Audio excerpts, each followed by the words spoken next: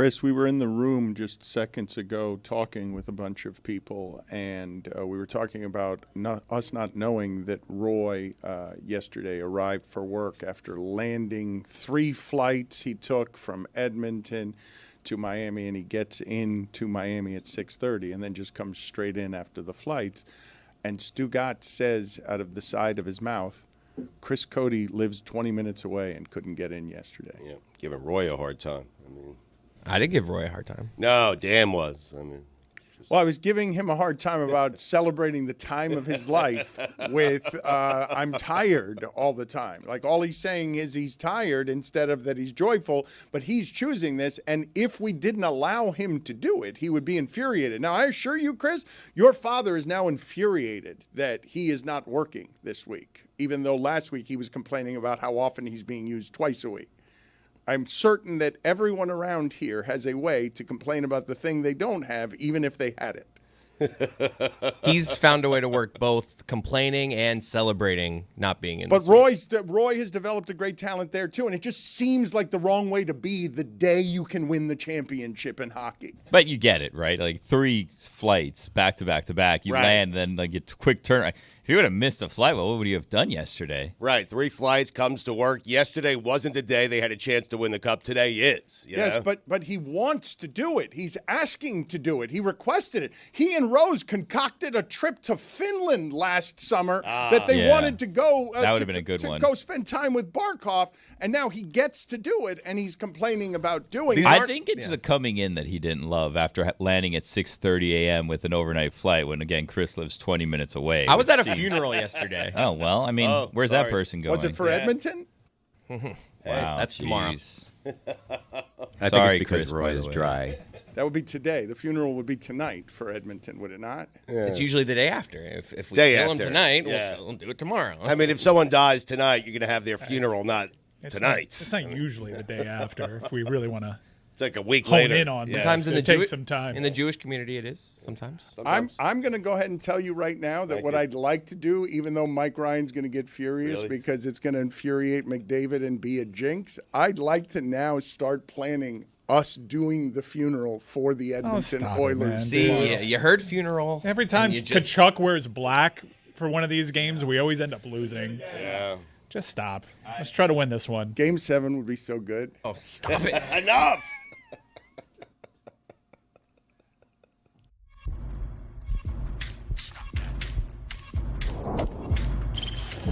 Stop that.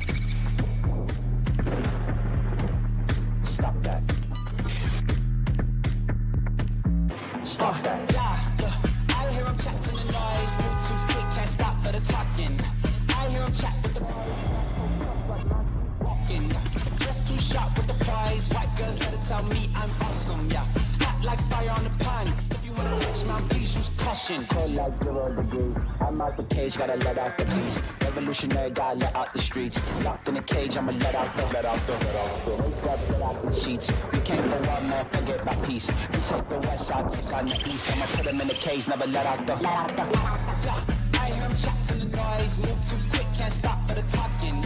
I hear him chat with the boys. Not so tough, but mans keep walking, yeah. Just too sharp with the prize. White girls, let it tell me I'm awesome, yeah. Hot like fire on the pan. If you wanna touch my please use caution. Stop that. Stop that. Stop that. A year ago at this time, almost exactly to the day, we sent Tony Kaladiud out into Miami to go find all of the buzz around the Florida Panthers possibly winning the championship. He failed to find anyone around our building. It was not a successful venture, so we've recruited a slightly better Tony at man on the street stuff to try that again today to celebrate the possibility that the Panthers will be back-to-back champions. But, of course, Stugotz, I come in here and Izzy and Jeremy and Mike are just yelling at each other about Kevin Durant. They're just yelling about the idea that Simmons says a deal to San Antonio is already done. Zazzlo saying the fact that the Miami Heat are even in this discussion suggests that it's where Durant most wants to go.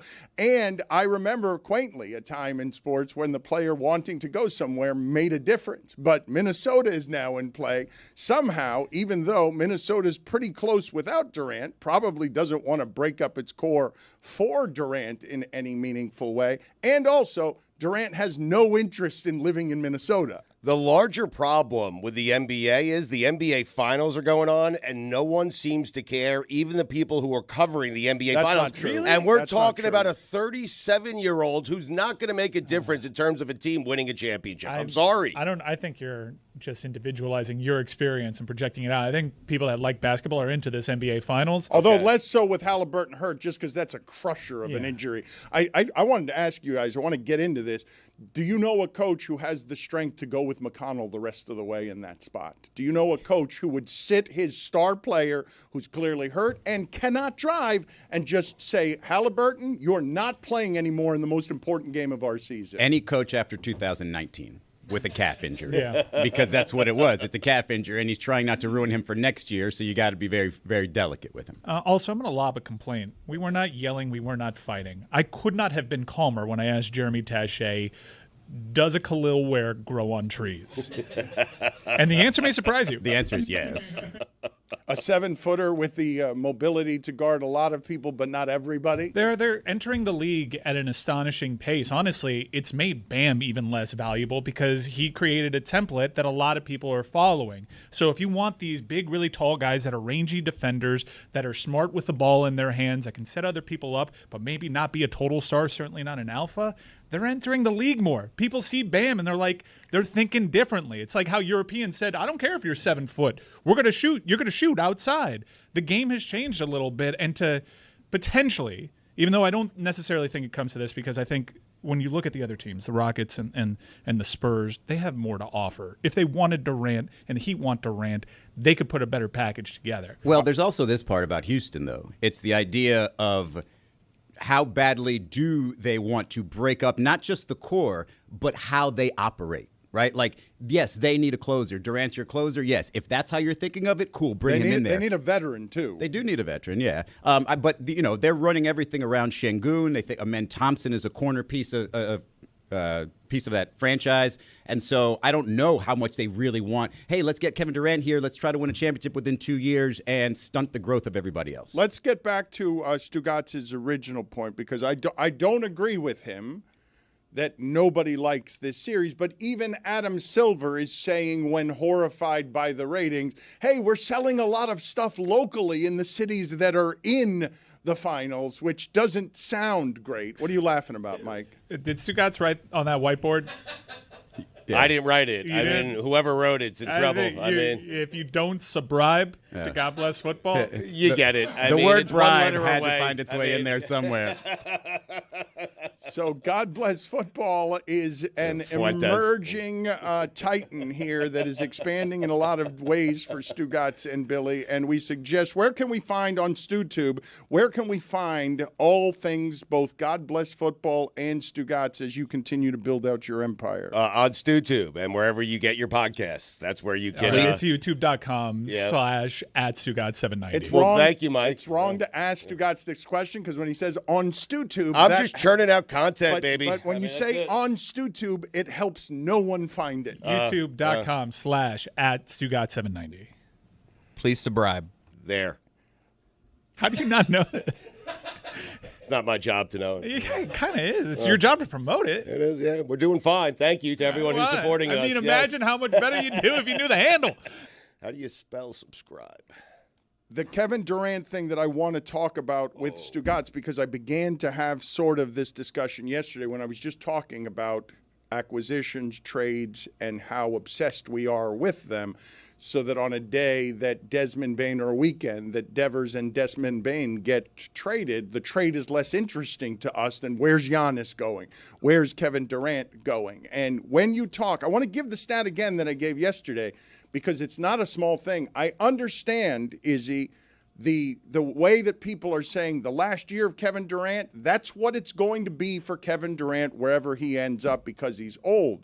But it simply ignores that when he's scoring 25 points on 50%, he shot 53% from the field last year, more than 40% from three, that him and Jokic are the only offensive players who can do that. You, Mike, underestimate Bam when you say there are a lot of them. There are not a lot of Bams who can guard all five of your guys. Right. Ware can't do it, and he's not going to grow into being someone who can do it. How many elite players in this league or in the prime of their careers get paired with a young all-star wing and finish 10th in the East?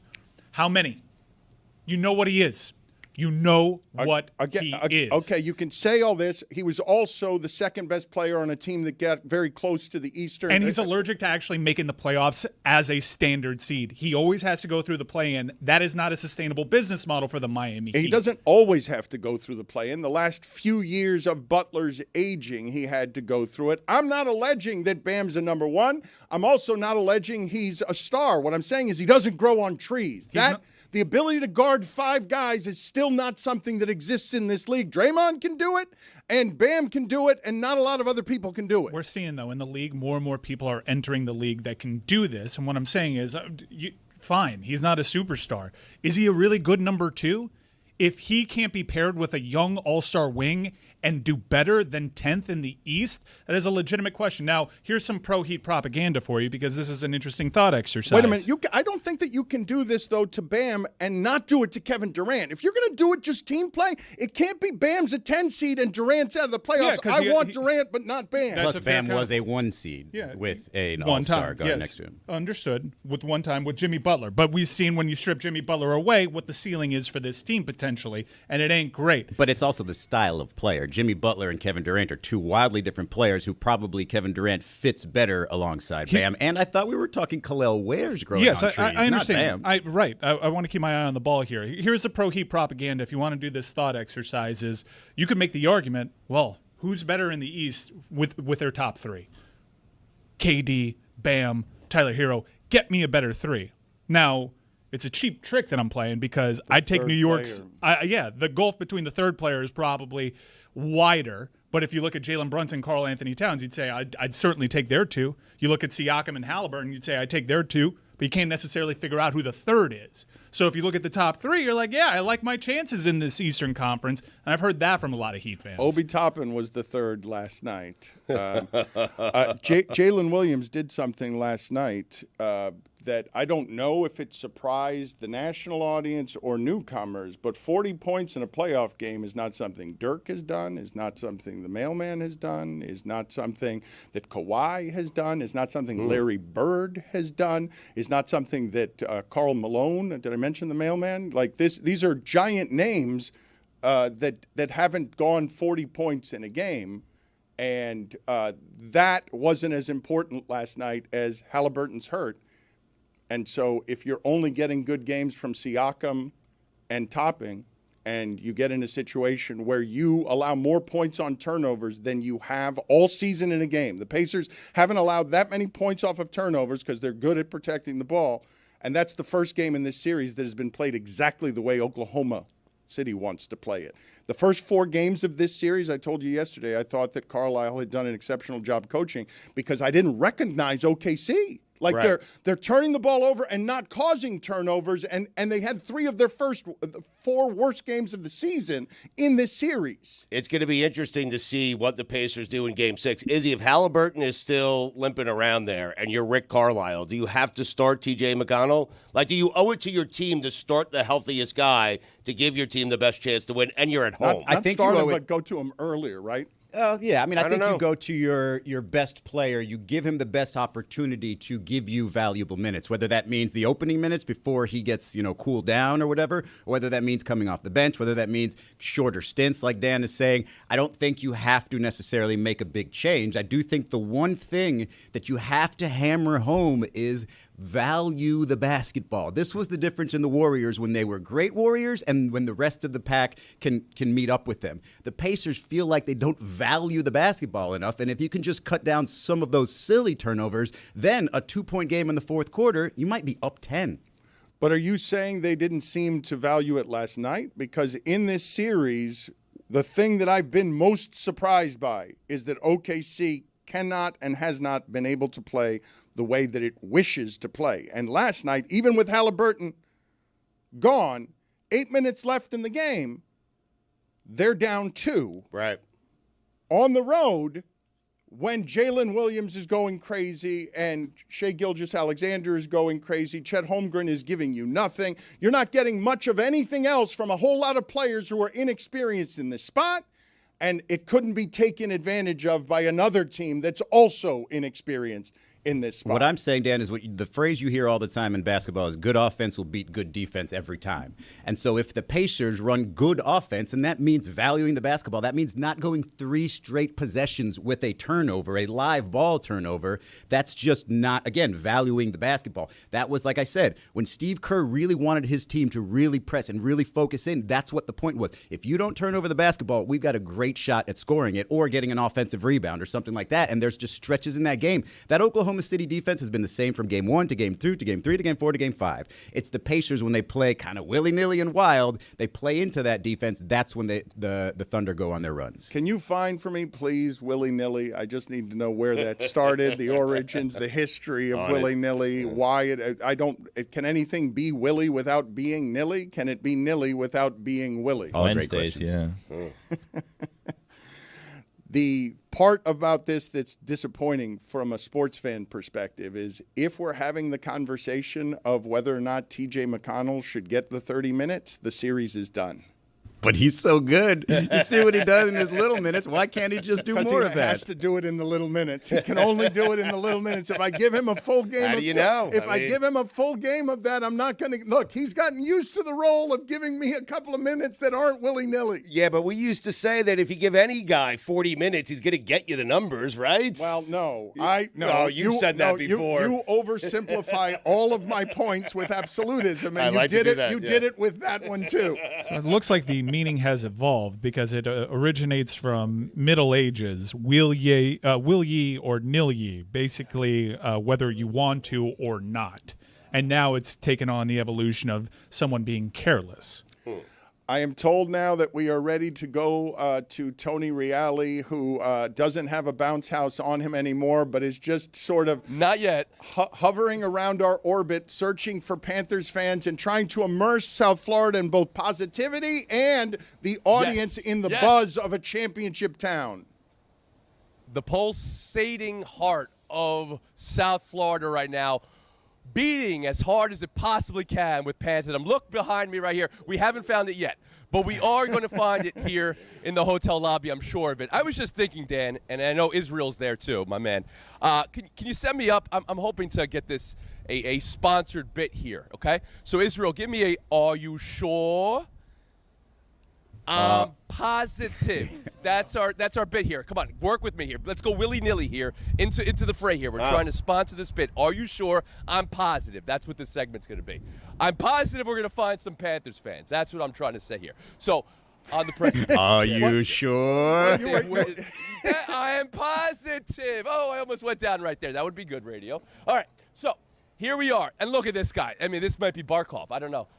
Panthers fans. That is you not Panthers Barkov. fans? Sure. No, not at all. Barkov. No. Formula One? A little bit. Formula One fan. I don't know right. too much. Not too mostly much. just Where you like my from? hat. I'm from D.C., but I live in L.A. now. I'm Tony Reali. I'm very positive. Hello, how are you? I'm still Tony Reali. Nice to meet you guys. You guys have a wonderful day ahead of you, right? Yeah. You make sure she sits in the front seat. You sit in the back. Yeah. Okay.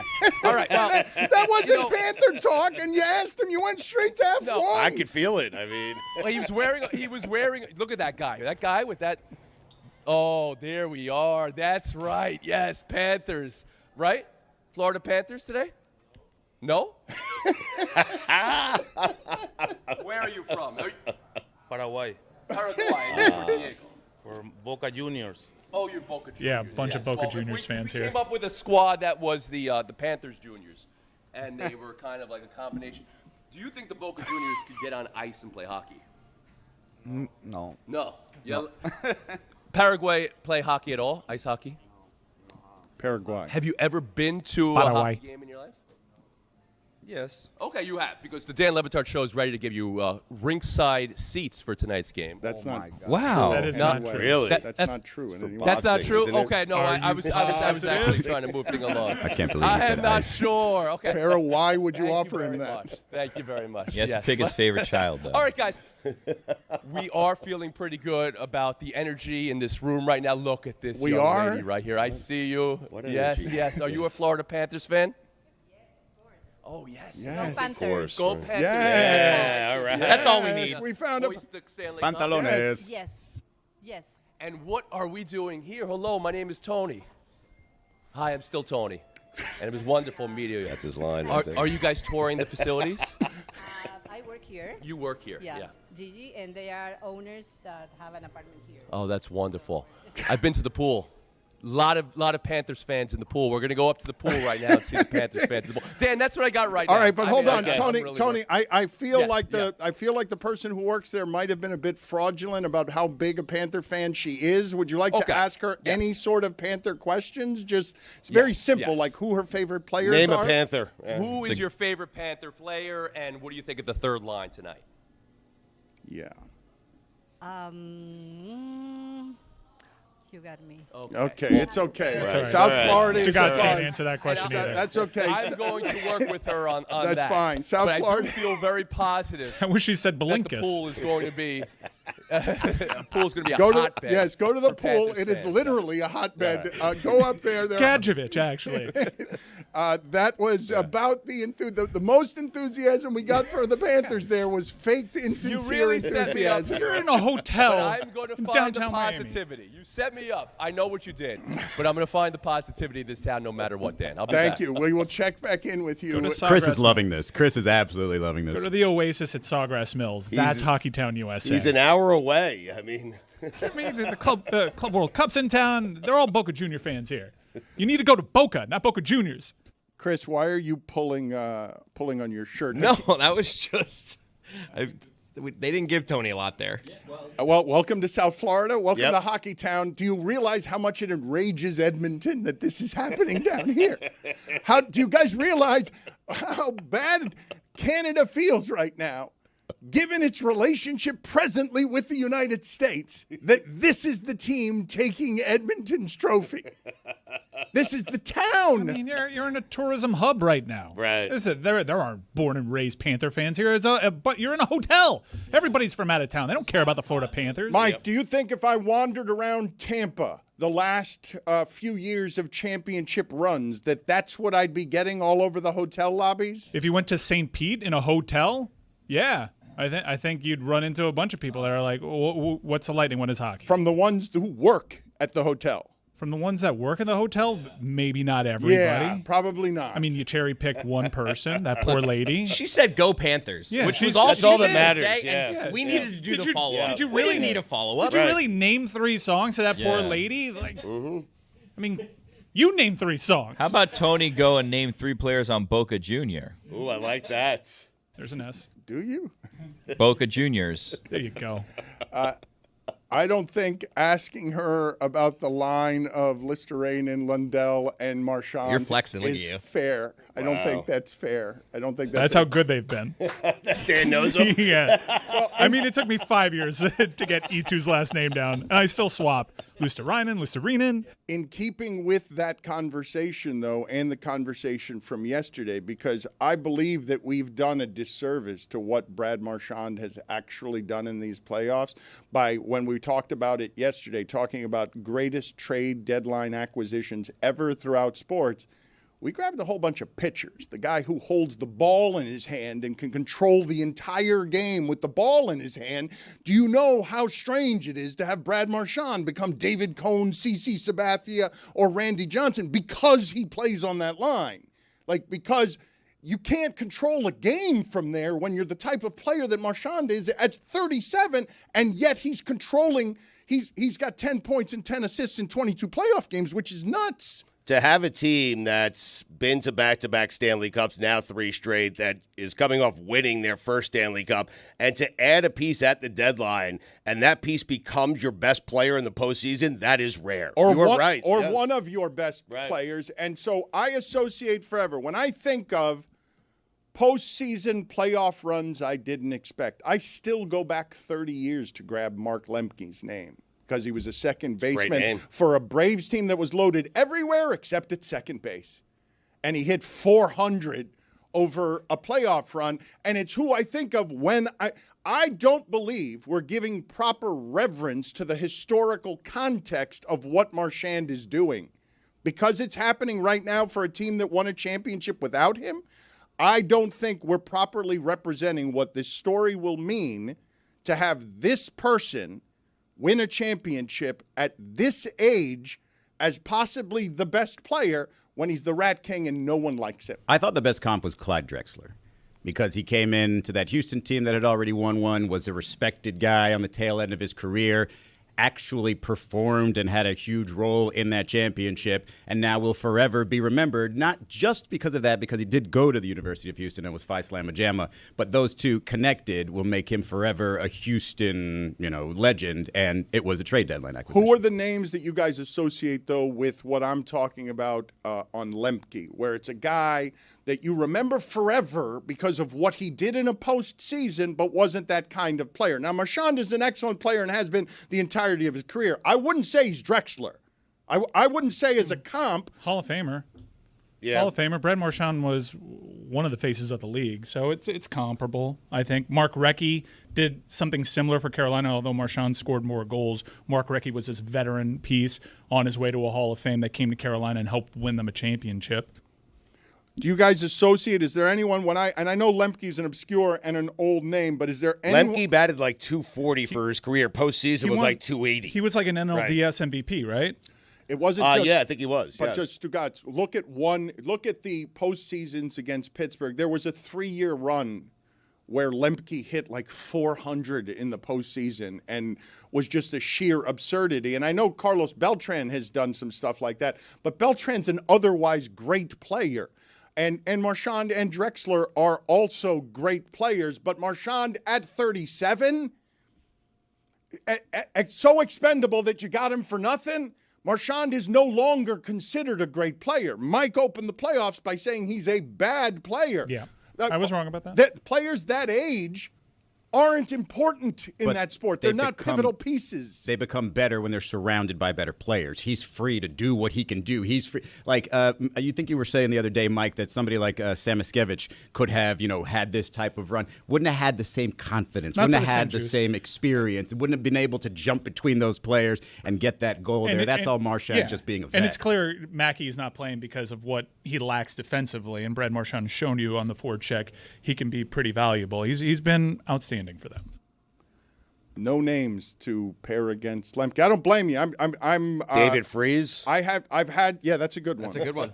I've had some problems finding the comp that I'm looking for. Well, based on what you're saying, doesn't it have to be a little longer? Doesn't Marchand have to be here for a little while longer to have multiple runs? Because that's what I'm hearing from Lemke, right? The thing that I'm saying is that we are presently watching someone who's cementing legendary status for the next 20 years if this ends the way that it looks like it's going to end. And I'm just not used to, in my entire history, covering sports in this market, whether there's a standing ovation because all of a sudden you've acquired Mike Bibby and you think he's going to be the missing piece. Desperate times, man. In my entire history covering sports in this market, I'm trying to find a comp locally or nationally for what I'm presently watching. Ray Allen, I think, is a good one, especially coming from Boston, guy later in his career, stepping up in big moments, although no one was doubting Ray Allen's ability to remain good, and everyone thought he would be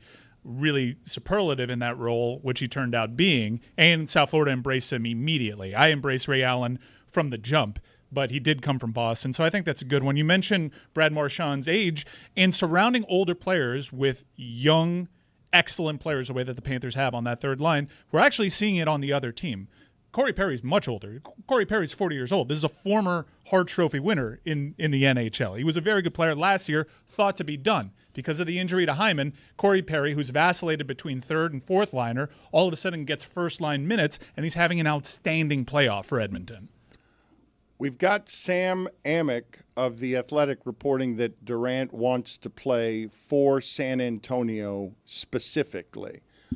And the reason I keep going back to Durant, beyond it being interesting, obviously, locally, is because I believe any analysis of last night's game and that series ends with Halliburton's calf situation. Like, that's just a really disappointing end to everything that has happened there. If Halliburton can't be healthy, they don't have a chance to win a Game 7 at OKC. Never, I expect them to get extinguished in the next game. I expected last night's game to go about the way that it did, which was OKC leading wire to wire, but I expected that series to also be easier, and my confidence in my analysis was shaken by the fact that the first 4 games of that series were played exactly the way Indiana wants to play them. Mark Aguirre to the Pistons in 1989. Oh, that's that a good was one. A huge trade. They needed a scorer. Yeah.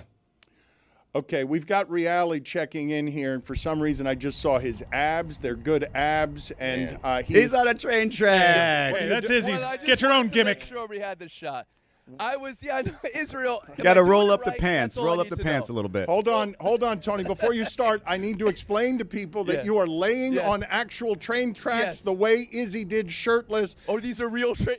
Yes, these are real train. That's a real train. Dan called those pictures gay. Okay, well, I'm in pursuit of Panthers fans, and I can feel like they're pulling into the station right now. But at the moment, I found some railroad tracks, and I just needed to do this for Israel. So I need to get my cues right, Israel. What is it going to be for my photo shoot? Arm over here. How much are you flexing when you take that photo? Tony, Back then, very little. Tony, this is not a place to find Panther Natural. fans. We can't find Panther fans on the train track. All right. Well, all right. So I have a good feeling we're going to find them on a history tour. Well, there they are. They're all going. That's Edmonton going to the hospital because they're on. They're a DOA Got 'em. for tonight's game or something. I got them right. Okay. All right. So I have a good feeling we're going to find them when we get to the port. So that's what we're doing here. That pool was dead anyway. So we're going to go get some Panthers fans. And we'll get back to you. But okay. Let's just do a picture-to-picture Israel on tracks versus me on tracks. Thank you. Who wore it best? Thank you very much. Tony, Bayside across the street's full of Panthers fans. Yep. Go find them. Yeah, go Bayside? Yeah. All right. Yes. But Yeah. is that right? Yeah. No, Yeah. there's not going to be Pretty sure Everywhere. Pretty sure we Yeah. get kicked out there every time we bring There's a a camera Hard there. Rock Cafe Panthers over fan? there. Panthers fan? Panthers tonight? When the Panthers score a goal, what do we do? Oh, let's go! No. Tony, you got to get interactions for the audio audience. It's funny as video, but we've got to get the sound of the person talking as they They're ignore not saying you, anything. as they ignore you. They don't know what he's saying. I can speak Italian. I can't speak Spanish, and I don't think Jesus that Christ. gentleman spoke English. Dom so- Toretto just I almost sped past got you. one over. Yeah, I know, man. All right, we're doing all right. We're going to get them. We're gonna Okay. get them. I'm positive. All right, yes. Continue to be positive. Spread don't get hit by a car. positivity Don't get hit all by a over South Florida. Don't get hit by a car. Head to the burbs. Go back to the pool here in a couple of hours. It'll be jumping by then. It's a little early. Everybody's still sleeping in South Florida. Watch yourself, bro. Nobody's got a job. It's all Bitcoin and They just fraud. stay at nice It's all- hotels. It's just everybody's sleeping in because it's Bitcoin fraud, and they all snorted it last night. And there's nobody out thinking about hockey now. That's what's happening. And look at him; he's walking in a bare. This is also what it would look like. I mean, if it was an apocalyptic you Miami. sent me out here. I was expecting to see people. I'm not even talking to you Las at Olas. this moment. It's dystopian out there. Maybe. This is how it would look if there were no people in a zombie universe in South Florida. Where is everybody? Danny I Boyle. want to get on that. Danny Can I get Boyle on in that 28 truck? weeks later. I've always wanted to be on a fire truck. Can I get on that fire truck? All right, Really? all right. We'll check back All right, in with I you, got and nothing there are right now. people We'll come around back you. to South Florida, as you can see, is the epicenter of the hockey world. This is just how it is in Canada. If they're up 3-2 with a championship defending champion hockey team, and Izzy, you are absolutely flexing that right arm. My nipple is right by your ear. That right arm is being flexed. No. The photographer constantly told me to flex my abs, and I guess when you flex your abs, maybe you're flexing other stuff. What was the diet when you were trying to prepare for that I photo? mean, hell if I know. First of all, I wasn't really preparing for the photo. I was just living, and I had a friend who was a photographer. But the diet was a lot of protein and veggies and not a whole lot else. Yeah, I don't imagine there were a whole lot of carbs being eaten. How did you decide on the railroad tracks? What was second place on where it is you were going to take that photo? We were a little bit like Tony Reali, just kind of wandering the streets of Fort Lauderdale, and my buddy, the photographer, said, hey, lay down right there. And I said, okay. Another spot was just a big white wall that we stood against, and another spot was a pool. So just random stuff. When you see it, you know it, right? Yeah. Can we agree that Reali was a coward about taking his shirt off there? You can't recreate the photo if you're just going to lay there in a T-shirt. I don't think Tony would look terrible doing that. He's pretty shredded himself. Yeah. But why didn't he do it? There was cowardice involved in not doing it. If you're recreating the photo, I would say humbleness there was there. Yeah. You think humility? Not everyone's down to just take off their shirt. Right. Yeah. When you look like Reali, though, like Reali does. This is how peer pressure works. Yeah, He's not just a piece of meat, Dan. Right. Yes. And he's being compared to Izzy. I mean, well, he is just a piece of meat. I mean, that's a wild thing to just say. Right. I mean, technically, I understand what we you're saying. We all are. Right? Yes. We're all pieces of meat. We're sacks of meat. The thing that happened in this series last night that decided the championship is Indiana losing Game 4 when they hold OKC to 3 3-pointers. Like, that's the game. Friday felt like the championship with that gut check. Well, but this is what Barkley said yesterday that Zaz was making fun of when Barkley declared the series over at 2-2. I mean, what's awesome is Indiana's going to have Indiana's going to have a great atmosphere to continue fighting for their season at a Game 6. I know Game 7's the best 2 words in sports. Game 6 is pretty awesome. I mean, it's pretty similar. You got a team fighting for their life and a team that doesn't want to go on the road to fight for their lives with an opportunity to win a championship. If Game 7 are the best 2 words in sports, these are a close second. The second best 2 words in sports, a topic that's never been discussed before in sports radio. I only remember 2 Game 6s locally in my life. It's LeBron and it's Ray Allen. I don't have any other recollections. Game 6 Clay against the Thunder in 2016? I meant locally. But yes, you're right.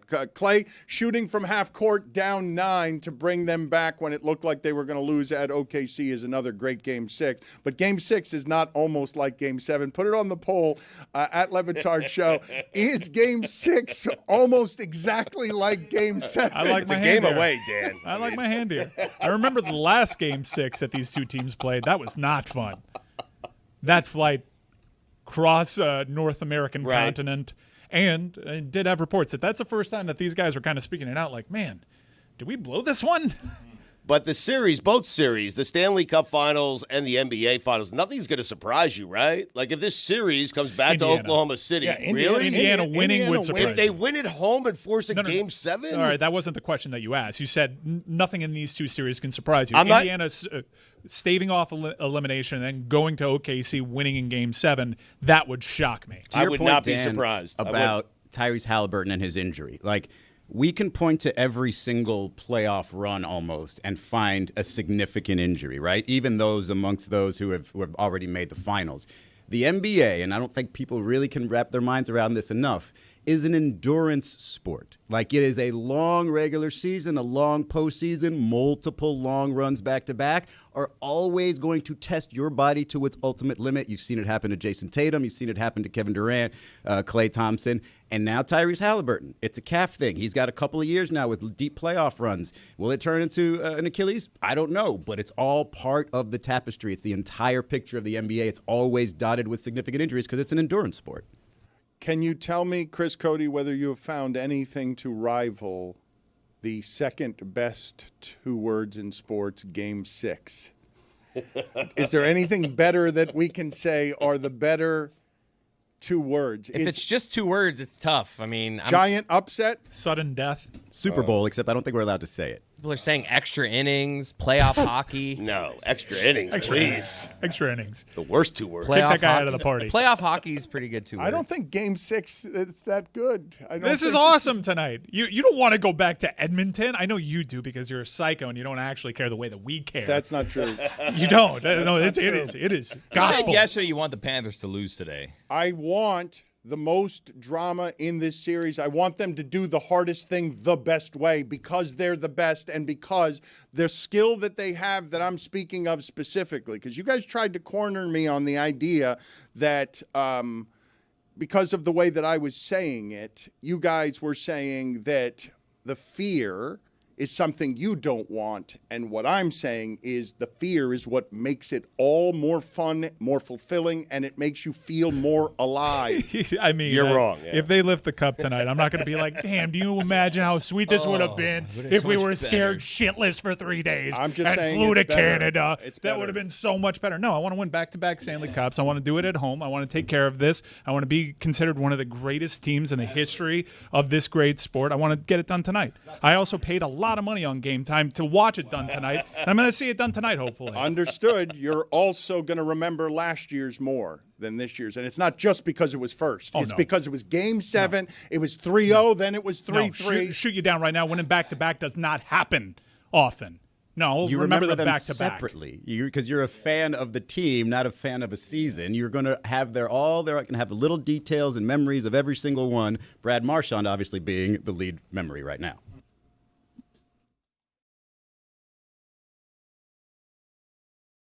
Money, I do it based on time, proximity. And celebrates the legacy of Norm Macdonald.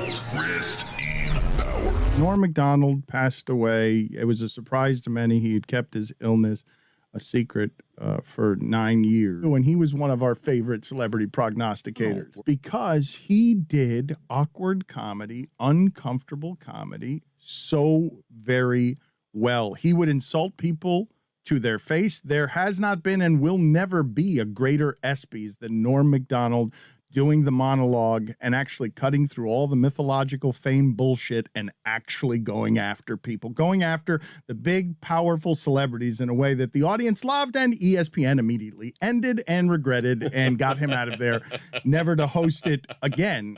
But he loved awkward. He was so good at awkward, and this is the thing that always impresses me, Stugotz, because the level of discerning among stand-up comics who are great is the highest form of critique or judgment, I think, in entertainment. And when they say someone's a good comedian, that person's a good comedian. Norm Macdonald is somebody who's getting reverence today from a lot of people, but other comedians will tell you what he did was really brilliant, was genius. We had our experience with him because he would tell these long, sprawling stories, and he told, most famously, a bad beat story that was just a killer because he was a gambler, but he was a bad gambler. And one of the reasons we wanted him as celebrity prognosticator is because he cared about it, but he was kind of a loser. And what says loser more than this bad beat? One time I had a massive bet down. It was my last bet. I just said, I'll just bet all this. And then I got 2 aces. And and then I was like, I don't know if I have enough money, but can I get some credit, like from the casino to bet on this other ace? And they're like, no. And I'm like, does anyone else want to buy an ace? No, but everyone else there was betting small. You were at a $5 table. No, I don't like the. What the hell? I'm watching the draft. What? Norm, what? I was just watching the draft. Okay. All right. So, anyways, my 2 aces. I go, hit me. I have 2. You know what I mean? So I have to hit. So I have an ace and an ace. It's a 2, so I hit it. Oh, no. Because you couldn't split it. Here come the face 12. Boom. 22. Oh. So it's obviously I would have had 2 21s. Instead, I have 1 22. Mike, I'm pretty sure I have this right. It was not draft day. It was like 6 months after the draft. Norm was doing that as an audio joke. Do you have a date on when that sound was from? It was also in the morning. I mean, he was watching an old draft on one of the sport dedicated channels, either NBA TV or NFL Network. I think he put it up as a prop. I think because he was on a sports show, he just wanted the interruption, the loudness, because he loved awkward so much. We talked to him about the ESPYs. I'm telling you, there's never been a crueler or cooler monologue than the one this guy did at the ESPYs because of how uncomfortable he made an assortment of people. Who was most upset with you after that night? Ken Griffey Jr. Really?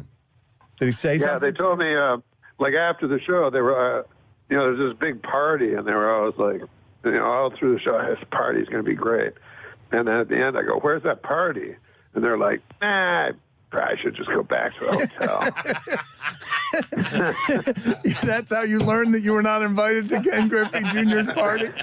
Yeah, exactly. What do you remember most about that night? Is there one joke that you're particularly proud of? And you tend to be someone who doesn't, you don't do a lot of reveling in the past. You move on. But is there anything in particular that you are proud of there?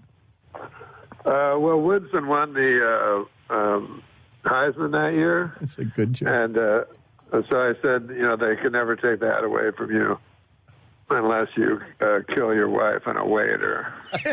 It's so good, man. It's such a good joke. It really is.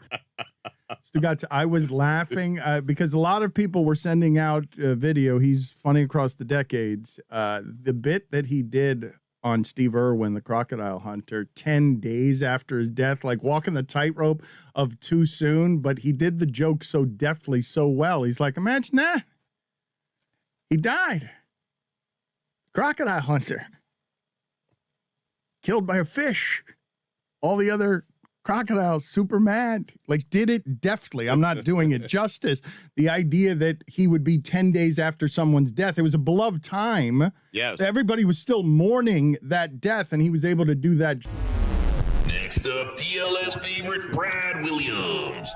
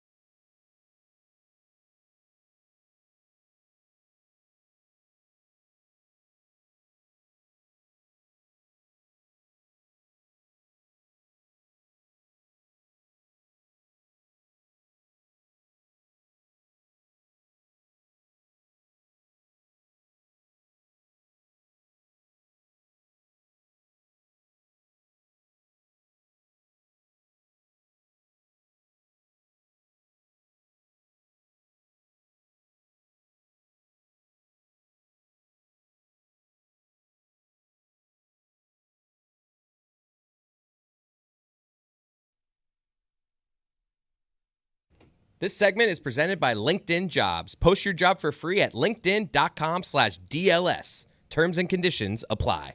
David Sampson of Nothing Personal will join us in moments here to discuss an assortment of different things. June Lee is reporting, how much do you imagine, Stugotz, that it costs right now to be a sports fan on average if you just want to get all of the subscriptions and streaming you need on average to watch the things the average sports fan wants to watch? Like $17? It's $17, what, a day, a month? Just for everything, yeah. What's the number? It is $4,000. What? So good. $785. You have gotten so much better A at day? this game. Yes, no, a year.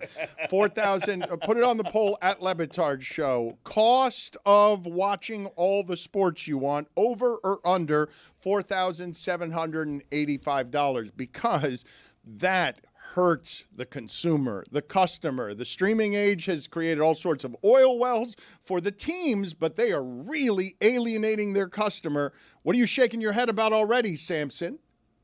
Revenue's down for the teams. What are you talking about?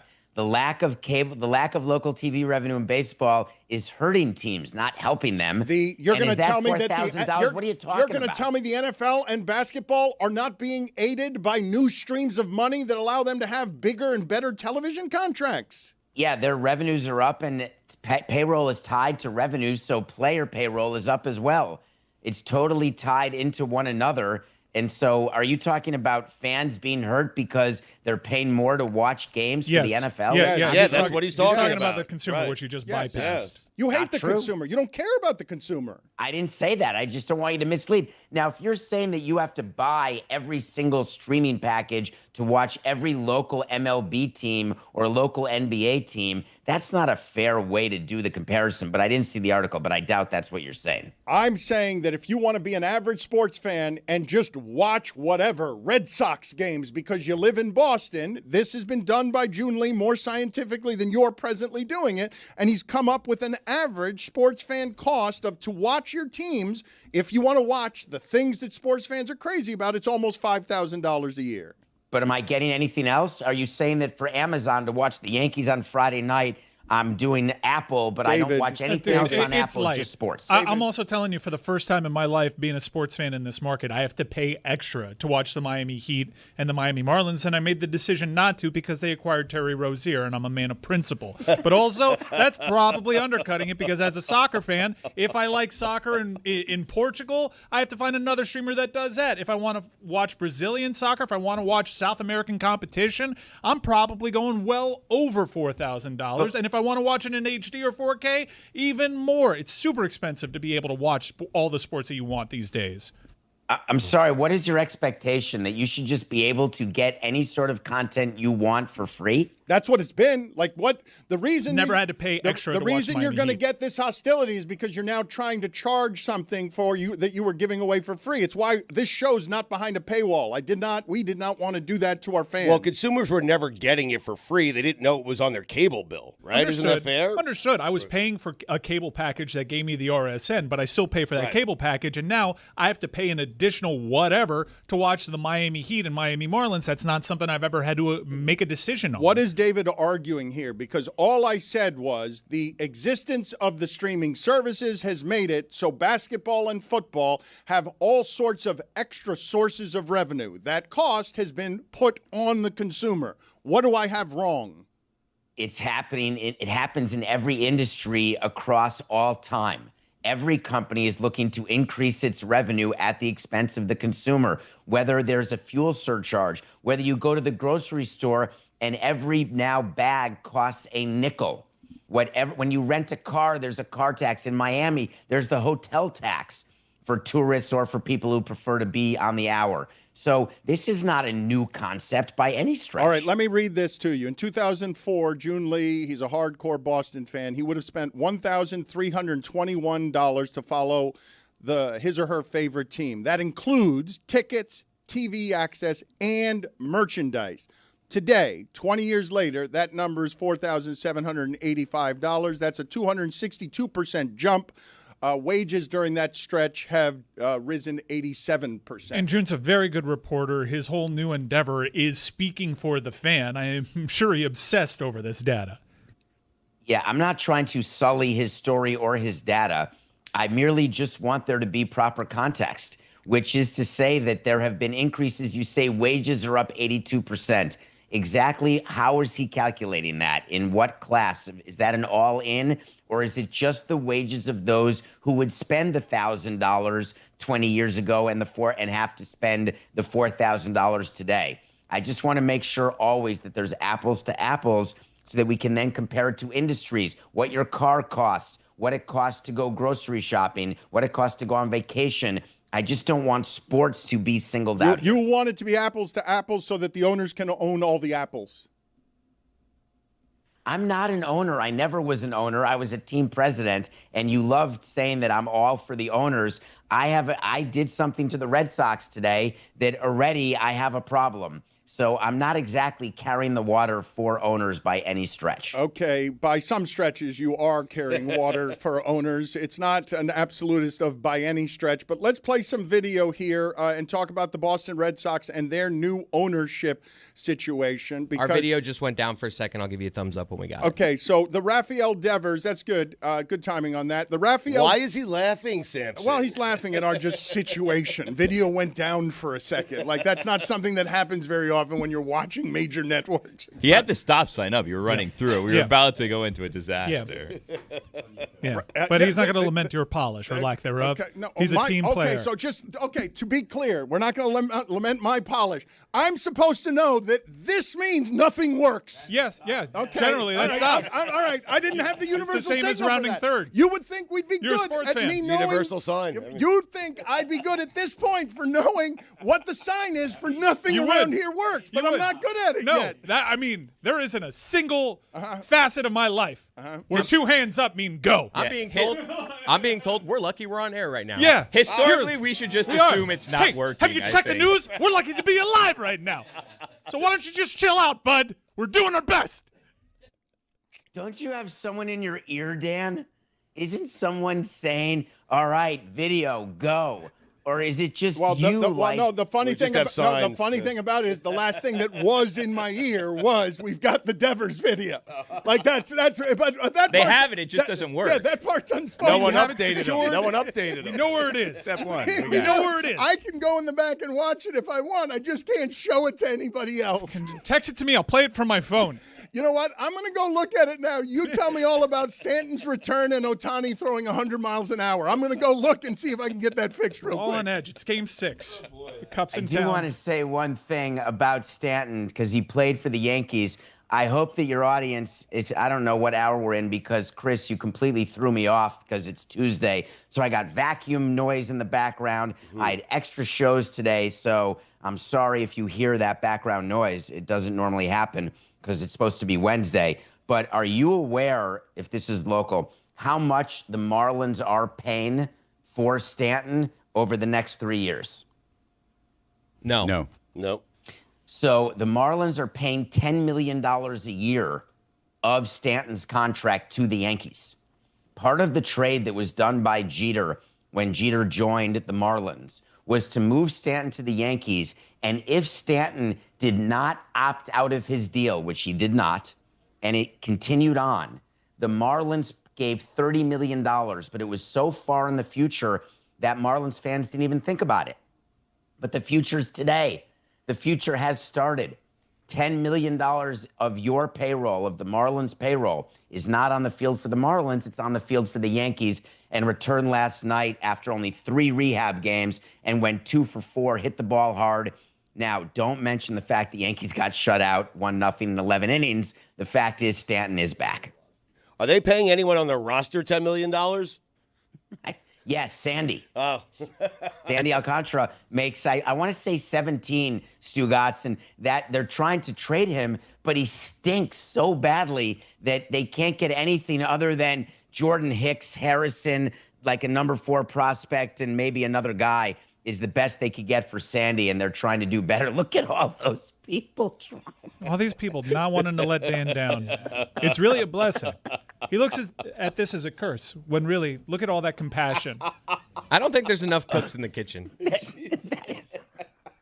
I trust the bald guy. Why we have budget problems at Metal Art. The bald guy For those can of you fix it, not man. watching. Get Ethan there out of are there. You can Or tell he can't Ethan's possibly acting. be Get out of helping. there, The bald Ethan. guy can always fix it. Ethan can't possibly be helping the situation. That's on. Even as a body double, it's not working for me. I Get him just out of the heard picture. Ethan say special board. Special.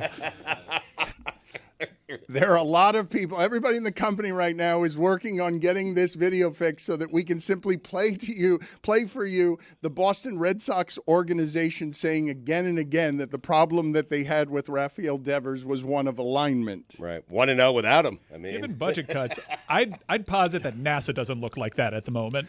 I'm calling in resources from all over. I'm asking Tony Reali to grab all Panthers fans in the region, bring them into the control room, and see if we can get the video running. David, what did you do to the Red Sox this morning on Nothing Personal that got them upset? And what do you make of this entire situation? A really fascinating trade for a lot of different reasons. One of the most interesting, I think, because it signals that the Boston Red Sox ownership group is now a clown show. A clown show? A clown show? They've got the most trophies. This is your former guy, John Henry. They've got multiple World Series. We only got you 1. He went to Boston and got you a 4 spot. And number 2, the minute John Henry had to board his plane to Kansas City, game over. Devers was done. John does not like getting on a plane to Kansas City to talk to Devers. Total turd in the clubhouse, and they said it in their press avail. They just said it under the word alignment. They said it under the word atmosphere, roster flexibility. It's all a bunch of poppycock. What they were saying is, we're not going to have someone as selfish as Devers getting paid as much as he's getting paid. And the Giants were willing to pay it all because they put the D in desperado. So send them there. See you later, and we'll reallocate the money and keep going. Thank you very much. All right, I got a couple of questions. The D in desperado, where's that saying come from? Why did you use it there? And can you be careful with your language calling a human being a total turd? So the expression actually is a baseball expression, and it's an inside baseball. That's the real problem you should have with what I did. It's turds in the clubhouse. And what you try to do is not have that. And the reason is that if you have too many and they're spread out in the clubhouse, they can actually infect players who otherwise would be great both off and on the field. And so you're monitoring that. And what the Red Sox came out and said yesterday is, we've got a lot of good young players. And what we can't afford is to have those young players learn bad habits or learn not to be team players. And guess what? To do that, we are going to show that if you are not going to do what we say, goodbye. And they got David Ortiz to agree. Of course, he's paid by them. And he came out and said, hey, they're the boss. He got Garrett Crochet, who just signed an extension, I grant you, but got Crochet to say, hey, good night and good luck, Rafi. See you later. We're good from here. David, as Marlins team president, I'm wondering, did you ever root for the Marlins to lose a postseason game because you wanted the series to come back home so you can make money for that game? So no. Oh, come on. Is the short answer. Because I believe him, because he would normally, if you've got him on that one, he would be honest. He's blushing a little bit. No, he would go in and laugh at you. What his tell on this one has been, when you've got him, he's like, that's a great question. You got me. And then he answers it honestly. My guess is if he's ever rooted for his team to lose for a home game, he'd tell us. No, and I would. The problem is we didn't get enough of the revenue during the playoffs. The rules in baseball is it's shared with other teams, all the other teams, Central Baseball. It's shared with the umpires. Everyone gets a piece of the action. So for me, it was more important to get to the next round because that would mean more revenue for us the following season and then the possibility of winning it all. But if you have a chance to win, you win immediately. Now, we played the maximum number of home games in 03 that you can play. Right. But I would not have rooted to lose purposefully to get a home game. If you're saying that Oklahoma City is going to throw Game 6 in order to get a Game 7, I can assure you that is not the case. What if you got all the revenue? Would your opinion change? You probably would have rooted for the team to lose. It's a really big difference. I know it is. So Pro Player, as you know, was a really big stadium. Yeah. And so we were drawing sold out after the first wild card game against Frisco. We sold out every other home game. And so you're talking about millions and millions of dollars. I know. So the answer is, if we got all the revenue, we would want the extra home game.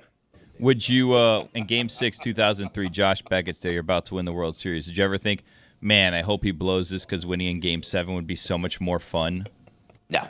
Oh. Not one time. Because David, once you win a World Series, you can ride that for the rest of your life. And I was sitting there watching saying, we're 6 outs away from me being able to parlay this into a lifetime gig. So, no, I didn't want to take the chance. Who knows what? David, just so that you know, according to June Lee's report, if you subscribe to every live service with sports, subscribe to YouTube, TV, MLB, NBA League Pass, NFL Sunday Ticket, Peacock, Apple TV Plus, Max, Amazon Prime, and Paramount, that alone is $2,600 a year.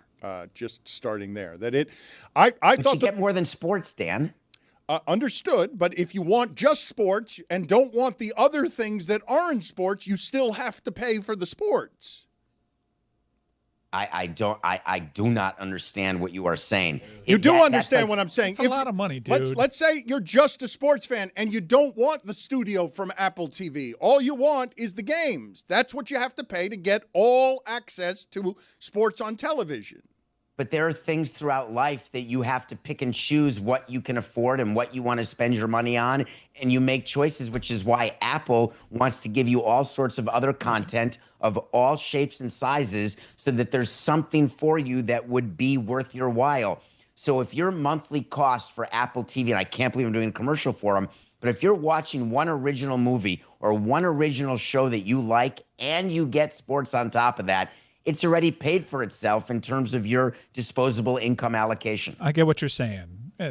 We used to be able to get $30. So what? Now you get 2. Okay. Can I do a quick economic primer here? Oh, great. In any sort of economy, when there is inflation, it causes things to inflate at different rates. What you are saying and what he is saying is that the price to the consumer has gone up more than wages, and because there is wage inflation as well. And what he's then saying is that makes it definitionally more unfair. And I'm arguing the opposite. Forget it, Dan. You can go back to your control room and lack a video because that'll be entertaining. At there we go. Batard Show. At Le Batard Show. Put it on the poll. At Le Batard Show. Do you fall asleep when someone tries to give you a quick economic primer? At Le Batard Show. Time now to play. Nothing will get you there. This here is an attempt to humanize David Sampson as he alienates the customer by giving him a series of questions about human beings who have died. Would he attend their funeral? What do you have, Mike, first as a nominee? Clark Spencer. Oh, wow. Miami Herald beat writer Clark Spencer, Greg Cody's close friend and horse racing syndicate advisor. Important detail. I like Clark Spencer. He was a good journalist. Oh no. If I were in town and in the same county, I would do it. But I wouldn't fly and I wouldn't drive far. But I would be sad. So, but not one. Same county. But you wouldn't go one county. So if you're in Dade and he's being buried or there's a service in Broward, you're not getting in traffic. Correct. But in the same county, I would go to that. That's a great call. When in Rome. Mike. But he'd be sad. Did you? He'd be dead. Did you go to the funeral of Juan Rodriguez, a former Sun Sentinel beat writer who did indeed die? Yeah, he did. So a little thing that you can say that we did as a Marlins organization. He was a beat writer. He died with 2 kids, and we paid for his kids' complete education. We did a trust. We never told anyone till just now. That's nice. That is nice. Not what just I FYI. but it's not what I asked you. It's an FYI. No, but I wanted you to know that we know him. We think about him. He was a reporter for the Sun Sentinel who tragically died with 2 young kids who are now, I assume, maybe out of college. But the trust was helpful to them, and I hope they're well. I did attend his funeral. Wow, a big surprise there. So how many trusts like that have you created quietly over the years that people don't know about because they don't think you're a human being? More than you know this. So more than you know. Oh, well, that's why I asked. Yes. If I knew, I would would say ask. that I'm currently the trustee to, I actually have the number, which is strange, but it was just tax time. So you have to have the number because the trusts pay taxes. I'm a trustee to 11 trusts. Are those all Marlins related quietly No. trusts? Okay. No, they're different trusts that have been created by people who wanted me to take care of it. Some were created for Marlins-related things that I still am a part of, but there are all sorts of different reasons. Trusts are meant to protect people from themselves or to help people attain the best they can be, and all of them are for education or other such items that can be helpful to people. Put it on the poll, please. Do you associate David Sampson with trust? Can you go ahead and put on the poll at Le Batard Show? That's not going to work out well for him. That's not going to work out well for him. What else? 11's a lot. How many of them are Marlins related? Do you not want to answer the question? It's just, Dan, it's serious stuff in that. It's a trust. It's in the word. It's a fiduciary duty. You are responsible to help people. Okay, you don't want to answer the and question. so I take that extremely Not seriously. what I Put the asked you. D in fidouche. Put the douche. Wait, you're a fiduciary. douche if you're a trustee? You put No, the not douche you. in. saying It was Dan. Dan. Just Dan. David, Like- we're saying Dan. Dan. We're saying Dan. Yeah. Omar Minaya. He was just nice to me recently with something on Nothing Personal, and it got me thinking that I should think about whether I would maybe attend his funeral in case his name ever came up. But it can't make up for the way it was when he was an opposing GM. So he's still a no. And there is a way to go from no to yes, but it requires an amount of rehab that Omar has not yet done. So I'm going to stay with no. Wait, did you just admit that this game is kind of infiltrating your life? You have interactions. You're like, I wonder if I would attend this person's funeral. How far does this person have to go? Mike, this game started because I think about this stuff before the game started. I'm trying to sort of plan what my responsibilities How many more good interactions do you need to have with Omar Minaya before you would attend his funeral? It has to be like 8 in a row, and then death has to happen almost immediately after the 8th, because if it's all good interactions and then 30 years pass, I'm not going to the funeral. But 8 good ones, then death. Death right after. Go. Right, yeah. Wait, so David, so for you, does it start with you attending someone's funeral and they do something that you no longer attend, or do they have to do something to get you to the funeral? Like, if you just meet a person, you're going to attend their funeral or you're not? Oh, no, I'm at a straight no. Okay. Everybody's at no. So they have to question earn your is, attendance. They don't lose your attendance. Remember, Billy, it's all time for me. It's all about time. We need to interrupt the proceedings right now in one of our most popular games because Tony Reali is ready, and he appears to have found Panther Central right here. Wow. Look at Tony Reali in the middle of South Florida. Yes. Look at all that positivity. My name is Casey Paquette. Yes. This is Casey. Yes. And look at the hat here. We found them. We found them. Are we on the precipice of a Stanley Cup championship tonight? I believe so. So. We're all going to stay up late and watch it.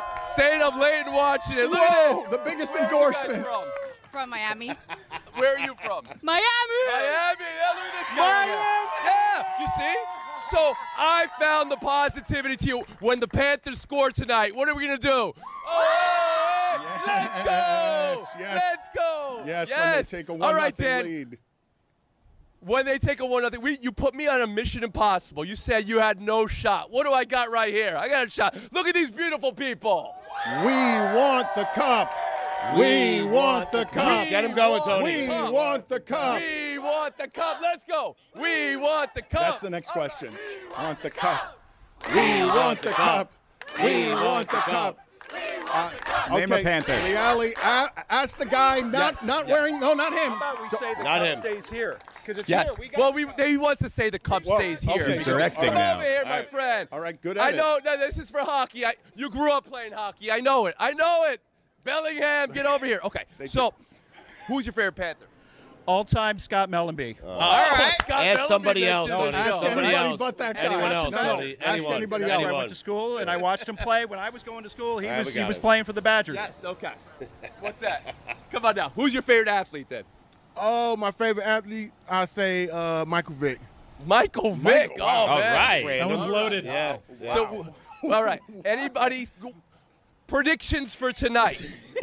What is the score going to be? Panthers, what? Edmonton, what? 9-0. 9-0. There it is. They gave us an answer. They gave us enthusiasm. I was worried about 28-14, honestly. All right, we're gonna find some more, but here we are, the heart of Miami here, a walking tour. Mr. Casey, one last word for the Panthers tonight. Yeah, Panthers, it's probably going to go into double or triple overtime. That's just the way this series has gone. It's going to be great. Dan's happy. Hoist the cup here tonight. Game 7. We know you're a great road team, but also you're a great home team. So let's Real quick, what did I walk into here? This is a walking history tour, the Magic City. What is this? Yeah, so I do tours, and this is Miami-Dade College, and the college. College.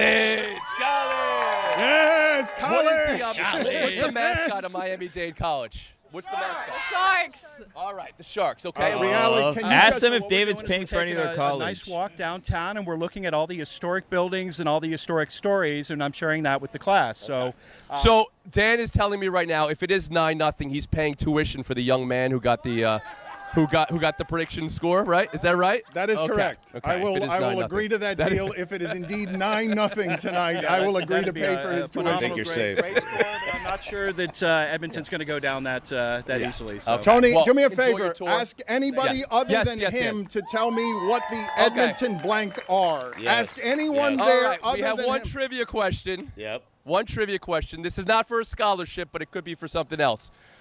The name. Look at everybody backing away. Are you getting them? Look at their feet backing away. Nobody wants the trivia question. Florida Panthers are playing the team from Edmonton. What is the name of the team from Edmonton? Oilers. My man. Yes. What's your name? Hockey Town. There he is. You see? Hockey Town, USA. Thank you very much, everybody. Ask him to Thank you name very an much. Be good- Oiler. Oh, yeah, you stop. Oh, don't do that. Yeah, you're going too Samson's in far. charge of the trust. Be good to yourselves and to each other. All right, guys. We're here. All right. We're going to go to the firehouse right now. I'm going to ride the pole. Or something Okay, like that. get over So, there. all right. Thank you. Be careful with that Phrasing. high pressure air over there. There's a lot of high pressure air over there. We will come back to Tony Reali in a second. David, I don't know if go ahead and cue that happy music again because I want to continue that. What is that about high pressure air? What is that? High pressure system? No, they're behind him. It said warning, high pressure air on the truck in giant letters. Cliff Floyd. Oh, wow. Cliff Floyd's a good one. He has to. No, we've had some recovery since he claims we didn't tell him he was going to be traded, and he was very anti-me, and we had a problem, but we lived together in the same neighborhood for a long time up in Broward. And so there was an amount of recovery that then went away, and so then the clock got reset, so I'm back to a no. How about Al Avila? No.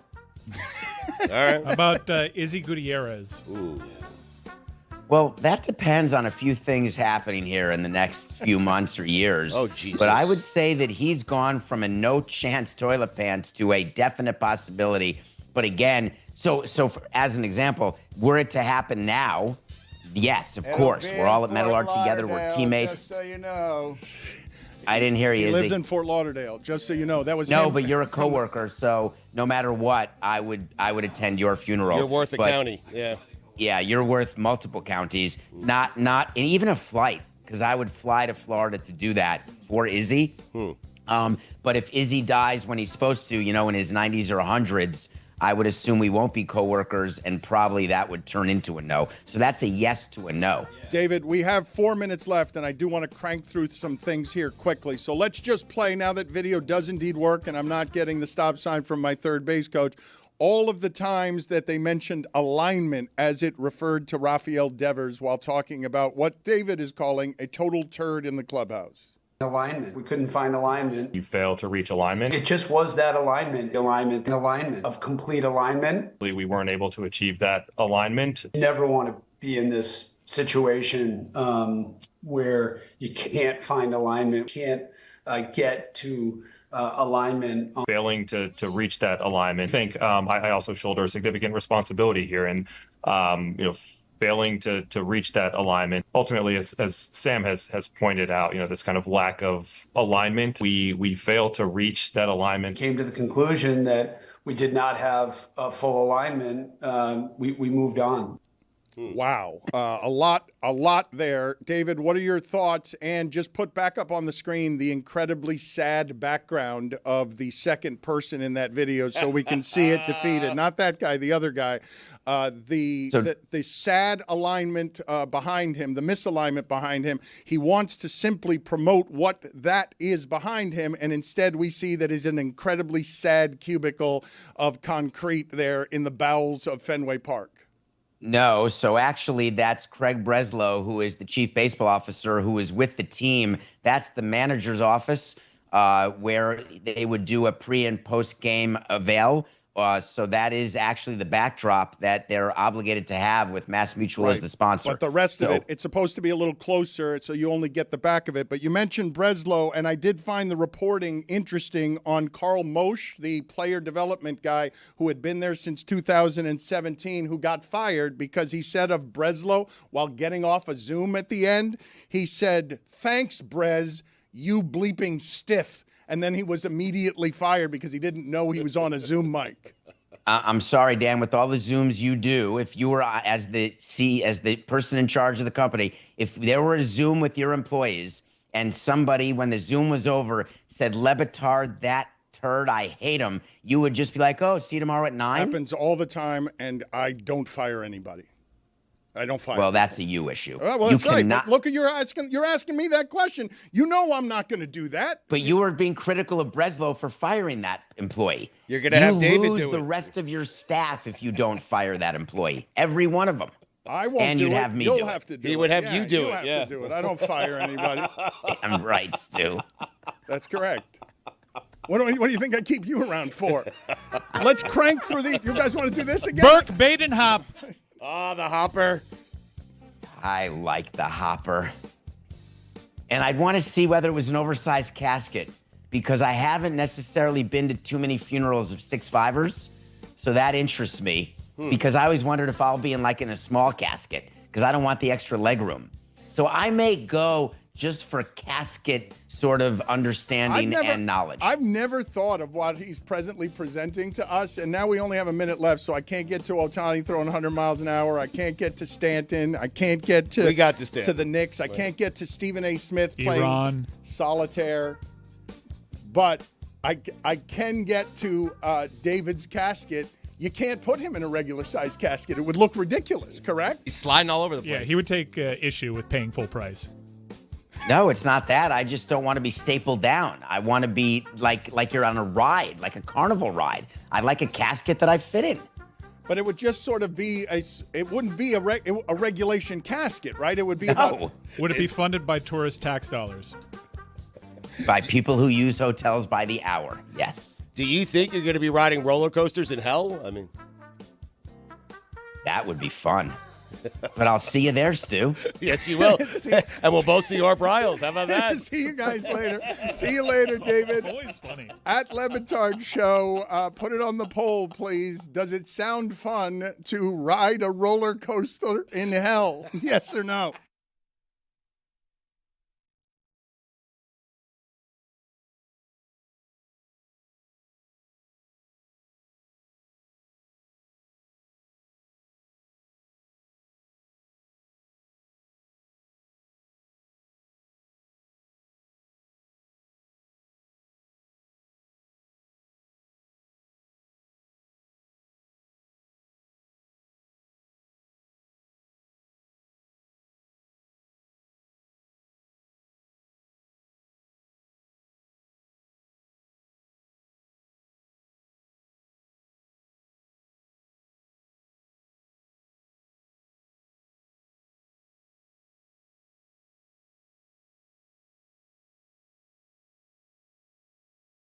You just experienced being a 6-foot whatever man. Now put that in a 4-foot man as I'm trying to cross the street last night, looking at certain puddles going, this could be it.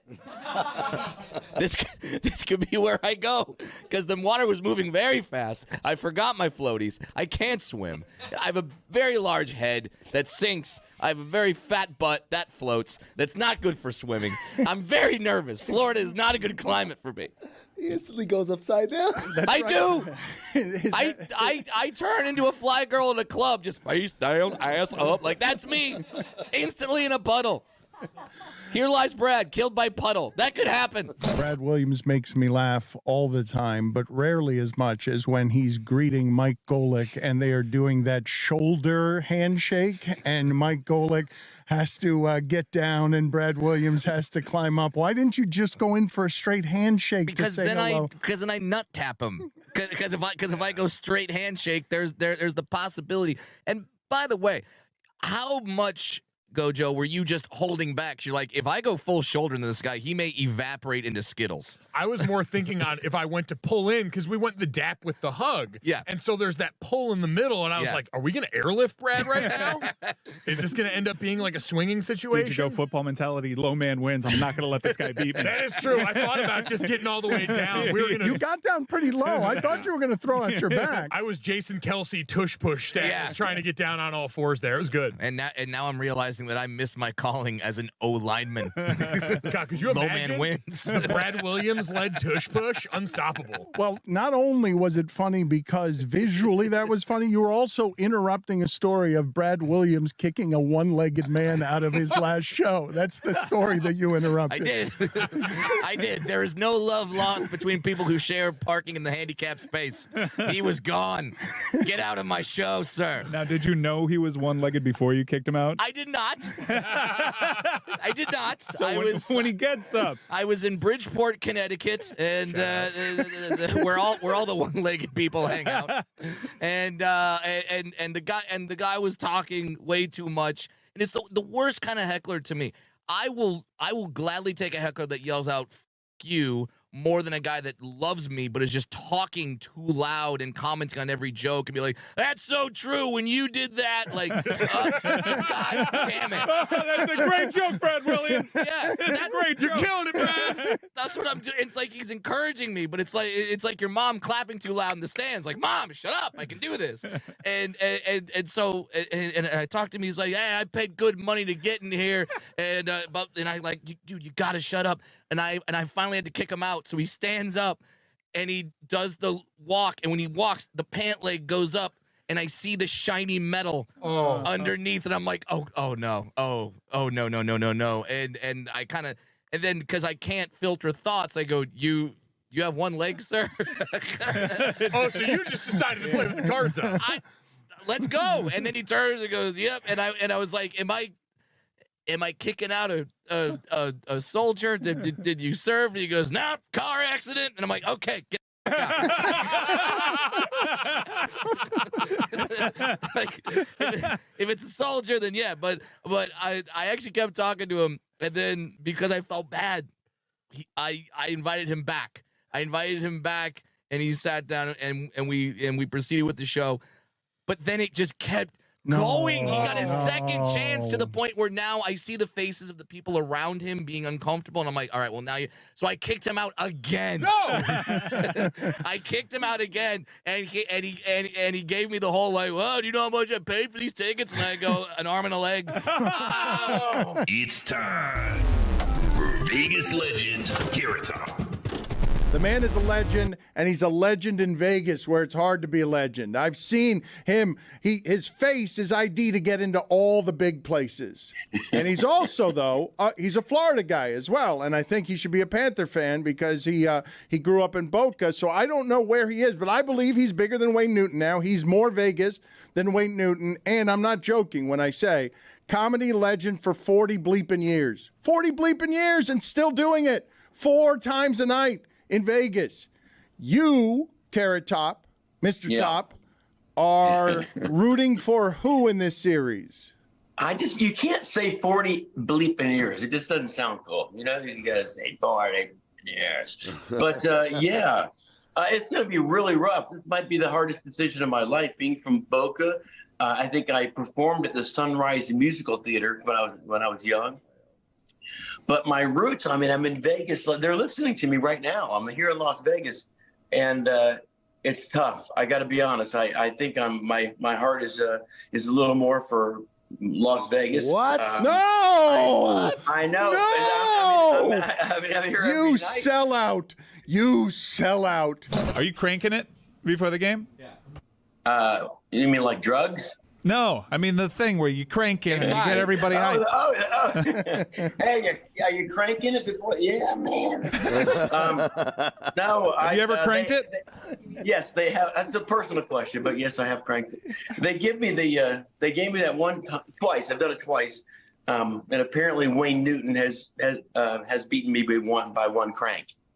So I was watching. I was at game 2, and I was watching. I've got to catch up on crank. I got to catch up on a crank. Wayne looks great. Wayne looks like hell. What are you talking about? Be honest. Come on, Carrot Top. No. That's not enough. No. I love Wayne. Seriously. Then you can't take out the legend. What's the matter with you? But you are. You are more Vegas. No, you are more Vegas than him, though. You are. I helped. No, he's Mr. Vegas. I'm Mrs. Vegas. He changed one night. We were doing a video, and it's really hot, right? I looked over, and Wayne Newton's hair was dripping. So I went over and I said, I said, I got to fix your hair. And he looked back at me and I said, it's just drip. It was like a little black, guy was dripping. So I fixed. No, it's natural. It's just naturally dripping. It was naturally dripping. Wait, I want to really. I didn't let him sit there and drip. I thought I should probably step in. But you have seen Hollywood melt away, vanity melt away, and so you had to laugh to yourself that symbol for Vegas excess, that his hair was dripping down his face. Yeah, I know what to do. No one else was doing it. The makeup artist was like, I'm not touching it. I'm like, someone fix Wayne Newton's hair. So I took over the. I mean, you don't hate the Panthers though, because they keep getting no. No, but their fans I love the keep Panthers. Love the Panthers. Great Americans. No, I love. I don't know why I'm doing my Trump impression is the worst in the world, but I just go into it when you need to. I think it's pretty good. Oh, is it? Is it pretty good? That's pretty good. I was telling Sasha Michelle Malia that Carrot Top does a really good Donald Trump. Always been a fan of you, Bob. Always been a fan. I wish we could say the same. Oh, come on, we gotta work together. Well, I love this game. It's very exciting though. Coming to 2-0. I mean, it's really this town's going crazy, as you know. And they're getting in the way. Florida's probably going crazy too. Oh yeah. Are they talking that already? They have you ever been to the arena? Because it's kind of where you went to community college. It's like in the Everglades. I was curious as to where it was because I said I lived in Florida my entire life. I don't think I've been to that area very often. When I went to Boca, I was in Boca. I guess it's not too far from there. It's right next to Sawgrass Mills. You ever been to Sawgrass Mills? Sawgrass Mills, man, it's been a while. But they apparently have a hockey team down there, so that's good. This is a good show. How do we get Gustav Forsling going? What's that? How do we get Brandon Montour going? Like anything else, they're gonna have to get these guys motivated, and that's what they did in the last game. I mean, I think it's just like watching the basketball game last night. I'm not a huge basketball fan, but that series is unbelievable. How close the first, second, third games have been by one like motivating thing, one factor that all comes in. Same as the Knights, they came in really motivated. Now I think we'll see what happens down in Do you think Florida. Game 3 was rigged though? Because we have some game rigged. Yeah, like the officials rigged it. Rigged. You mean the basketball game last night? Yeah, very clearly. Oh, everything's rigged in sports. Yeah, the whole thing was rigged. What are we doing? He knows what he's talking about. Does when Wayne Newton speaks to you, do his teeth whistle? He doesn't. Yes. They look like they whistle. He said yes. He said yes. Yeah, I mean, I'm not going to say. He never speaks. What am I talking? He never speaks to me. What are you crazy? He's never spoken to me. There's no eye contact. No eye contact. I got to be honest though. It seems to us, honestly, and I don't know if the Vegas has gotten to you. The vanity teeth whistle. Yeah. That's the ref. They just look at Wayne. Jay Leno and Noise Letterman with a sandwich for laughs. So honestly, thrilled to be doing this with you because I have admired your work. You are just such a sculptor. You're an artist as a comedian. It's sort of the Why? Thank you. Well, the craft of it. It's such a hard way to make a living, Jay. I don't even understand how you make a living that way. I really don't. You have to be demented to choose. You know what? I'm going to laugh my way to the top. I'm going to take the expectation of funny, and that's how I'm going to get rich. Get out of here. It's crazy. It seems sort of second nature to me. I think it's one of those things. If it's what you like to do, it just comes. I remember when I was in college, I'm dyslexic, so I would get out of any sort of written things, and I was taking speech therapy. And I remember the professor said, now at the end of the class, each student will have to give a 20-minute talk. And people went, 20 minutes? Oh my God, I get done. I thought, I'll do it right now. I'll talk for 20 minutes. Yeah, let's do this. So it just struck me as funny. But you could be funny in an instant? You knew that this was something? No, not funny. I had to give a 20-minute talk. I mean, I didn't have a routine. I wasn't a comedian yet, but it just seemed natural. I mean, I always read that, getting eaten by a shark, and public speaking are the two things most people are afraid of. You know, that kind of stuff. But not you, right? Like that. What you was it? You didn't need attention, right? An audience just didn't scare you, right? Even though you were dyslexic, even though. No, it didn't scare me. It didn't scare. You know what's interesting? A lot of people don't realize. You remember the Smothers Brothers, right? Yes. Well, Tommy Smothers was dyslexic, and they were folk singers. But Tommy would get the songs wrong. Michael, boat the row ashore. No, it's row the what?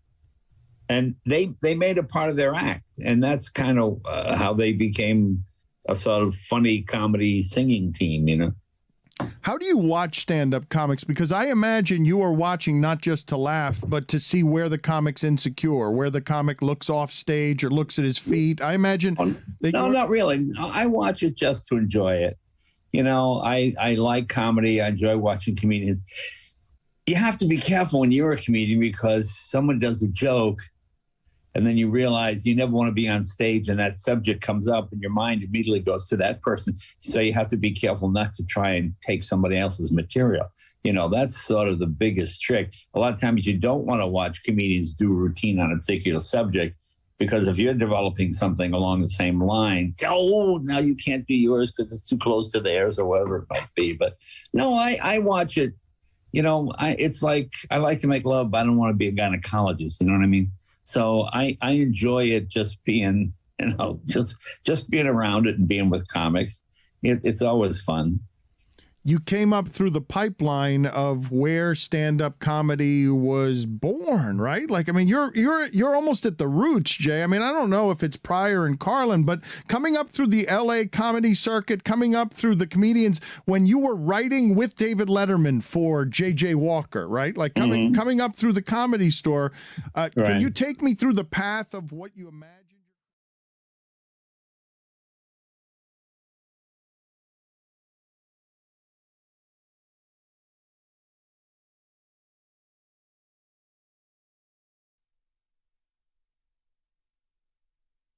This episode is presented by DraftKings. DraftKings, the crown is yours. Stugotz, how do you feel about Mark Stein reporting that Durant wanted 4 teams on his list instead of 3, but that the Knicks made it clear they weren't interested in KD, so he kept them off their list? I'm okay with that. Again, we started the show saying one of the problems with the NBA is we're all sitting around talking about a 37-year-old guy and what a difference he can make for a team. I'm okay with the Knicks not wanting Kevin Durant.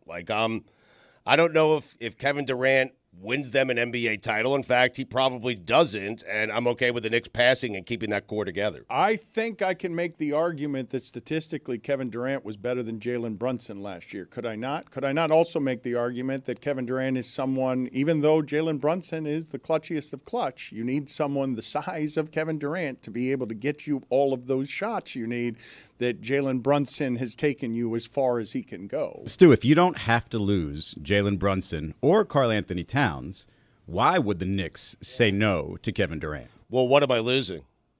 Does it matter? Well, as long as it's not those 2 names, does it matter? I would find it nearly impossible that Kevin Durant would go to the Knicks without one of those players. It's not going to be Brunson, but Towns going back. But that's fine. You're saying that Kevin Durant wouldn't want to go there. I'm telling you, if I'm the Knicks, right, and I know I don't have to give up Jalen Brunson, I don't have to give up Karl Anthony Towns, I absolutely would want Kevin Durant. This would be one of those situations that Mike got so upset about, that you're not willing to get rid of some of your, other players to get the superstar. No, get rid of them. Mikal Bridges, Josh Hart, be gone. But do you think that's a possibility? Because if you're presenting that's a terrible defensive team. But if you're presenting it that way, of course I would want Kevin Durant. I just find it nearly impossible that Towns doesn't leave the Knicks if they get Kevin Durant. I don't know how many people are clamoring for Karl Anthony Towns right I now. like Karl Anthony Towns. Yeah, they do. They don't really have a whole lot of assets. They do. Those 2 contracts that I just mentioned are expiring. So if Phoenix wants to rebuild, they just have to deal with that for 1 year. So there are ways that the Knicks could get involved. So to hear a report that the Knicks aren't interested or denying Kevin Durant sounds pretty ridiculous. What does that say about Kevin Durant? That the Knicks don't know what he is, that they don't know who he is, and they don't know how to utilize him. I mean, I don't want Kevin Durant. That team has a good thing going. They were in the Eastern Conference Finals. They took a step from last year, Eastern Conference semifinals. You don't think that's their ceiling? That team's ceiling right there. You don't think Dan Halliburton hit a lucky shot game one. Otherwise, maybe the Knicks are playing for an NBA title right now. Your best option is to find a coach that can somehow enhance the offense of Karl Anthony Towns and Jalen Brunson and make this team rather unstoppable. But going back to Kevin Durant, if I am Kevin Durant, I don't want to go to a franchise that has some uncertainty in the coaching ranks, right? Just got rid of somebody who maybe he would play for I don't know who, right? No, but he wanted to go there. No, but he was okay going there. They don't want him. I'm at least he had his chance, Dan. I'm at least a little bit surprised by that. I want to ask the group of you, though, off of yesterday. I don't know what you guys think is the primary job of a coach. Managing people is just generally hard.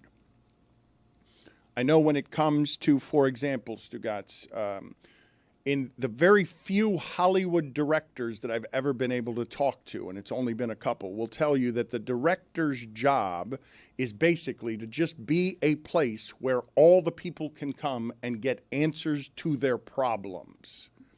CEO will tell you, a lot of CEOs will tell you that a CEO's job is just to deliver bad news, that it's not what you think it is. It's just the perpetual delivery of bad news. When it comes to big decisions, the reason I pay Rick Carlisle is to have the strength of governance over his proceedings, that when I'm down 2 in the fourth quarter, he knows he's got to sit the guy who's got 6 drives in the game and bring in McConnell, because a healthy McConnell is better than Halliburton with 6 drives in the game. You're 2 points on the road from taking game 5 and bringing it home. The decision I need my coach to make is the most difficult one to make. I sit my star who wants to play but is useless, because Halliburton, that way, loses to a lot of teams in the league, because that's not good enough. TJ McConnell was good in that third quarter. That's the decision I'm paying the coach to make. I understand today people questioning it, and I also understand why Carlisle goes with the guy that he has, because he thinks he's got some magic, and maybe because Halliburton's his star for years to come, you got to just keep riding that, because you give away this season with the decision, but you can't make the other decision, because the other decision is the brave one, that if you lose the game the same way, people are going to say, why isn't Halliburton in the game, even injured? I think that's the perspective a guy like Rick Carlisle has to have. Not only did he win a championship, but he won it with a championship. He won that championship with a superstar who was aging, right? It felt there was extra pressurized to get it there. With Tyrese Halliburton, even last year's run just to the conference finals, but certainly this year's run to the finals, feels like you're doing this with house money, feels like they're a little ahead of the curve here. So the last thing you would want to do is injure your player for next year. You want to keep this sort of upswing going and make sure that, hey, if we are this type of team that can own the East for years to come, we have to have our superstar. So it makes it a little bit of an easier decision, only because Rick Carlisle has that perspective. That's the long term, but for the now, your job is to give your team the best chance to win. And if McConnell is going to give your team the best chance to win, that's the guy you have to go to, even if it means Halliburton doesn't play as much. It's easy to say today, and Izzy's telling you that he thinks a lot of coaches make the move to McConnell since 2019, and I don't think a lot do. I think a lot of coaches just stay with the injured guy because he wants to play. He's my star. He's my leader. The other guy, McConnell, is used to a specific role that isn't playing the last 8 minutes of the game and controlling everything. And so I would have made the same decision Carlisle made. I'm not sitting here arguing easily on the other end of, well, they lost, therefore the other move is the move that's going to work. I'm just presenting to the audience what a difficult decision that is. I know everyone's going to criticize it today. It's just when you live with these people, they're human beings, and your job is to manage them. McConnell's role is McConnell's role. Halliburton's your star for the next 10 years.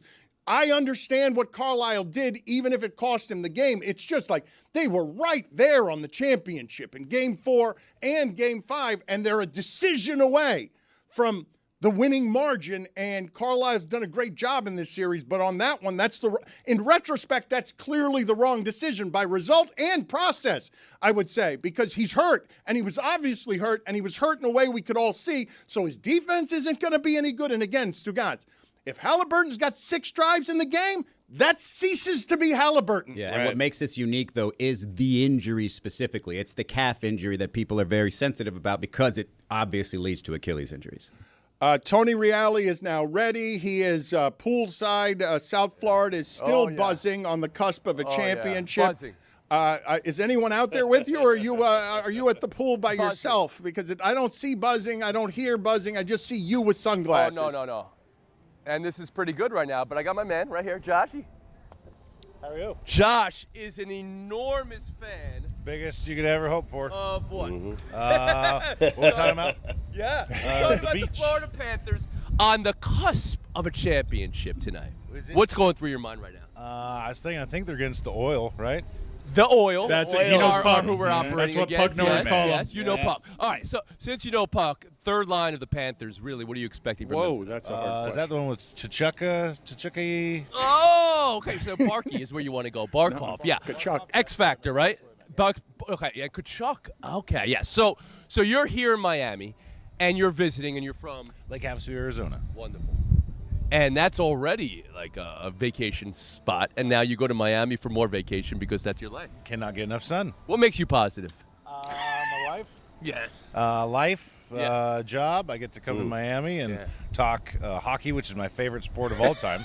Have you ever been to a hockey rink? I have, yes. Have you ever been on ice? No, I have no balance. See, so this is with the Dan Le Batard Radio Show, and they want to talk to as many people who breathe and live and sleep Florida Panthers, because that's what I've been touring all of Miami, and I have found a grand total of about 2 people.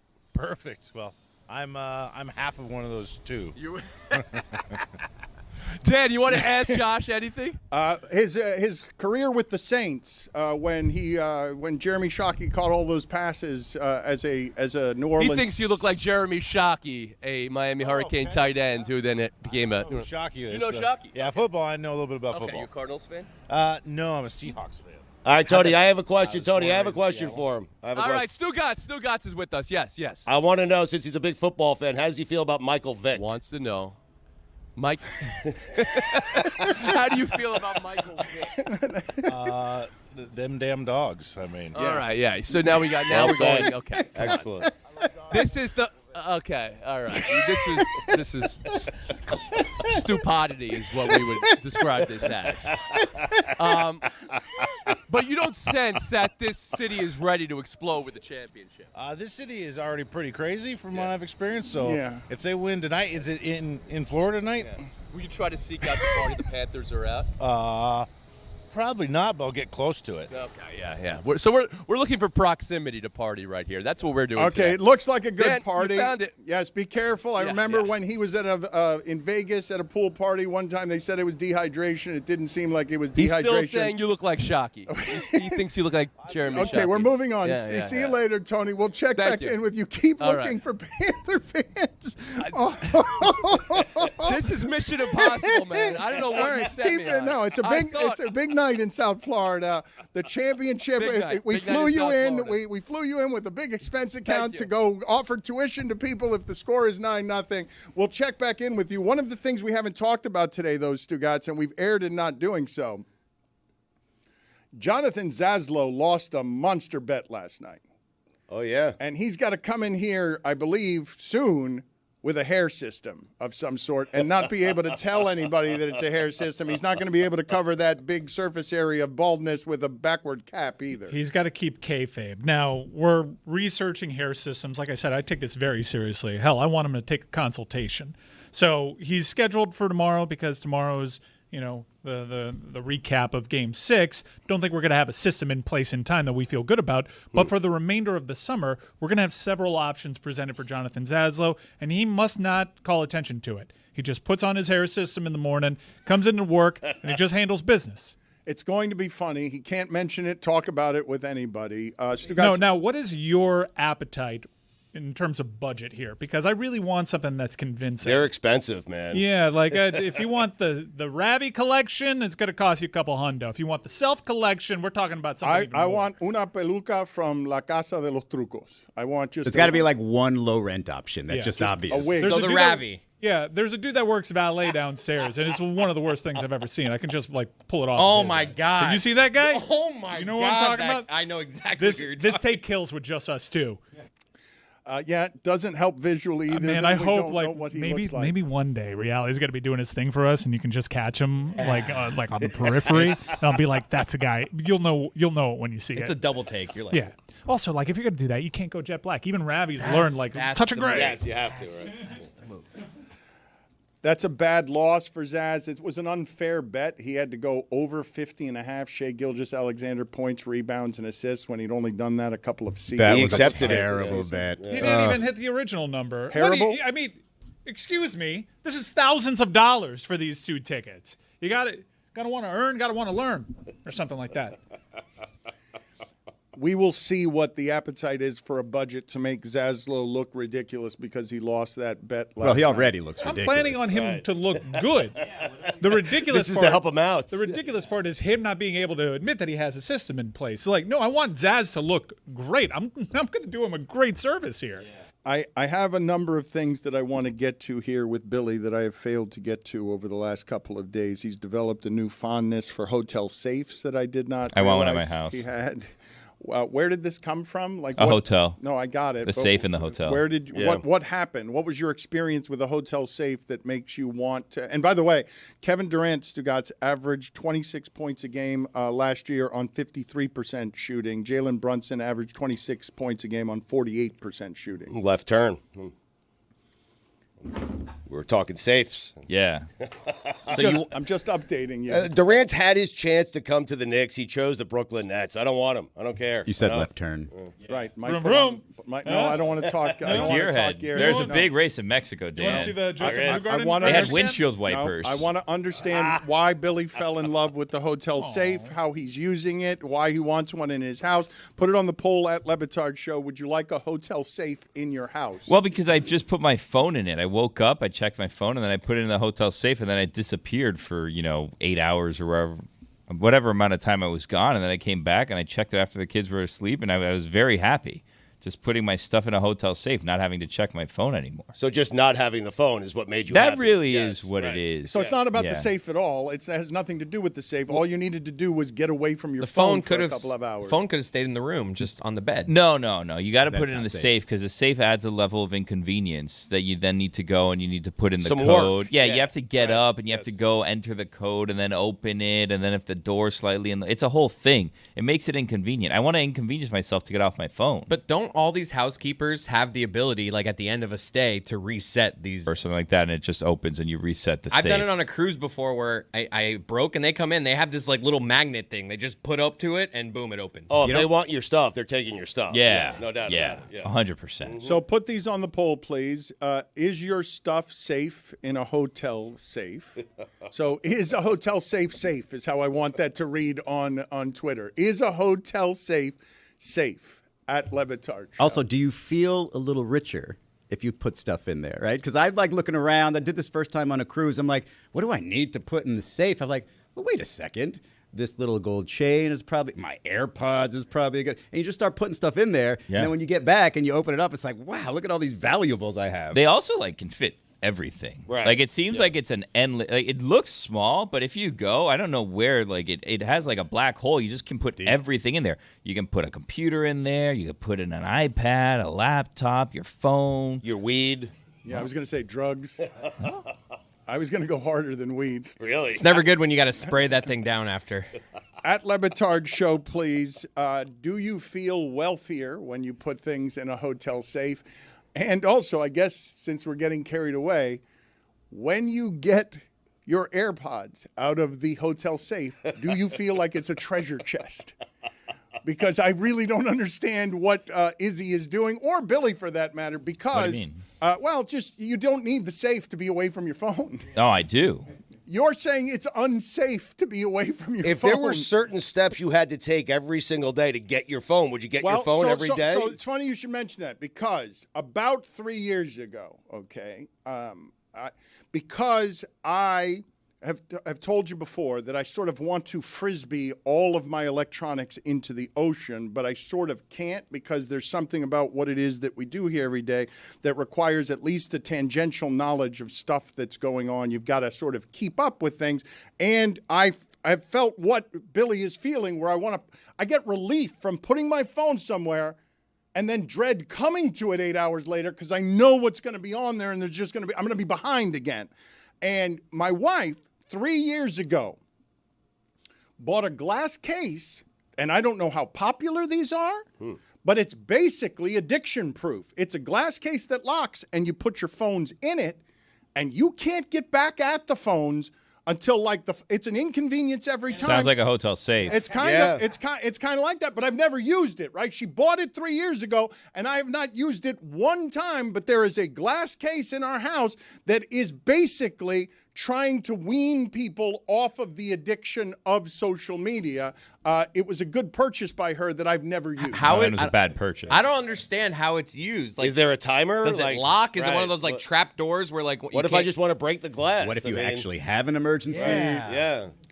I don't know how it works. It sounds like it's just a box with a lock. I've never used it. I can't answer Use it any tonight. follow-up questions. I don't have any more information other than what I'm giving you, which is basically that Billy did the same thing I didn't do for 8 hours that my wife wanted me to do and wanted me to do daily or nightly as a way of just keeping information out of your head when you're trying to do things like sleep. It's more the people than the information I want to keep away from me. Like, I just don't want to talk to people when I'm, like, on vacation. So I put it in the safe. Also, glass, not good, because then you can see, like, if you have a notification or whatever, and then it's really, like, more of a torture device. It's a time lockbox. That's what you got you, yes. Really? Yeah. Hold on a second. Give me some more information on what it is I'm getting that there. does. Yes. Billy, you have proven over time to be antisocial. You have rooted for home confinement. No, I'm not antisocial. Billy? I'm pro-social with people I want to speak to. Okay, but you don't want to speak to anybody, which would then make you antisocial. There's people I want to speak to. Well, you said you wanted home confinement. You longed for home confinement as a way of living. I like my home. What do you want me to do? And not interacting with people who are in your home, like you, or not letting people into your home to interact with them. You like to be in your home with your family and don't want anyone else in there. Oh, if that makes me a bad guy, I don't know what to tell you. It doesn't make you a bad guy. It just makes you an antisocial guy. It does not make social with the people that I want to be social with. Billy, you've told me that you don't interact with your neighbors. I do. Nana and Pepe, 90 and 87. Little head nod. I talk to them as, I try to get in all my conversations now because you never know when it might be the last, unfortunately. I have other neighbors, but I like Nana and Pepe. The other ones wet my dog with their hose, so we don't need to get into it. It's a whole thing. And I think the other one, if we're going to be honest, and probably not for air, I think the other one is throwing tree trimmings into my backyard. But that's not something that can be proven yet. And when I tried to set up a camera, I didn't have my drill because I lent it to my dad. So that neighbor got off easy that day because we were about to have a camera situation set up and ready to go to catch them red-handed. Now, what I do with the footage when I catch them throwing the tree clippings into my yard, I haven't figured out yet. But I'm positive that it is happening. I do not have those trees. There's no way they're falling into my yard in that area. I think that they saw a vulnerable spot in my yard, and they realized that they could throw tree trimmings there, and I've let it go on for yay long, but no longer. And I've had to tell my wife, you're not to talk to that neighbor, because I know that will be the end of the tree trimmings going into my yard, but it will also be the end to whatever relationship I have with that neighbor, which is not good to begin with. So you place your phone in the box, and you could set the timer to 30 minutes or 30 days. Imagine setting the timer to 30 days. And it's not just for your phone. It's anything that you could possibly be addicted to. I would never put my gummies in there. I would never put the weed in there. I can't have access to them for 30 days. That's ridiculous. It improves focus and productivity, reduces procrastination, and better time management. Dan, you should try it. You know what I was looking for recently? Waste of money. You know what I was looking for recently? You know how, I don't know if your wife has gone through this phase yet, Dan, but like my wife has told me, and a lot of people tell me, like, oh, you shouldn't sleep with your phone next to you. It's, all of the radiation and the things that are coming out of that phone. You should get away from that and do this and that or whatever. I was looking for like anti-radiation bags that I can just put my phone in so that I could have it there. The problem with the anti-radiation bag, and by the way, if you're listening to this and you create it, this is like I'm mailing a video of this to myself, and I'm not opening the envelope, and that's just proof that I invented this, and you can't steal the idea from me. That's how copyrights work. So if this anti-radiation bag happens, the thing that I've found is the bags that they sell, it blocks the signal, so it makes your phone useless. So it's kind of like, well, I don't want it to be useless. I need my phone in case of an emergency. I just don't want the radiation coming off of my phone. So I need to I'm getting back in the lab to figure out how I can block the radiation but keep the signal coming so that I don't get the radiation right next to my head, but I get the signal. Because I was thinking, do you guys remember when SunPasses first came out? When SunPasses first came out, that they were like the size of a brick. They used to come in like these little metallic like Ziploc bags that would block out if you weren't going through a toll, or I guess if you're intending to go through a toll and not paying, or you just had a car full of SunPasses, the little metallic baggie would prevent the laser from getting through and charging the SunPass system. So I was hoping one of those would exist for radiation. I've got a couple of different questions. Put this on the I've got poll, answers. At Le Batard Show. I don't think you have answers. At Le Batard Show, please put on the poll, Juju.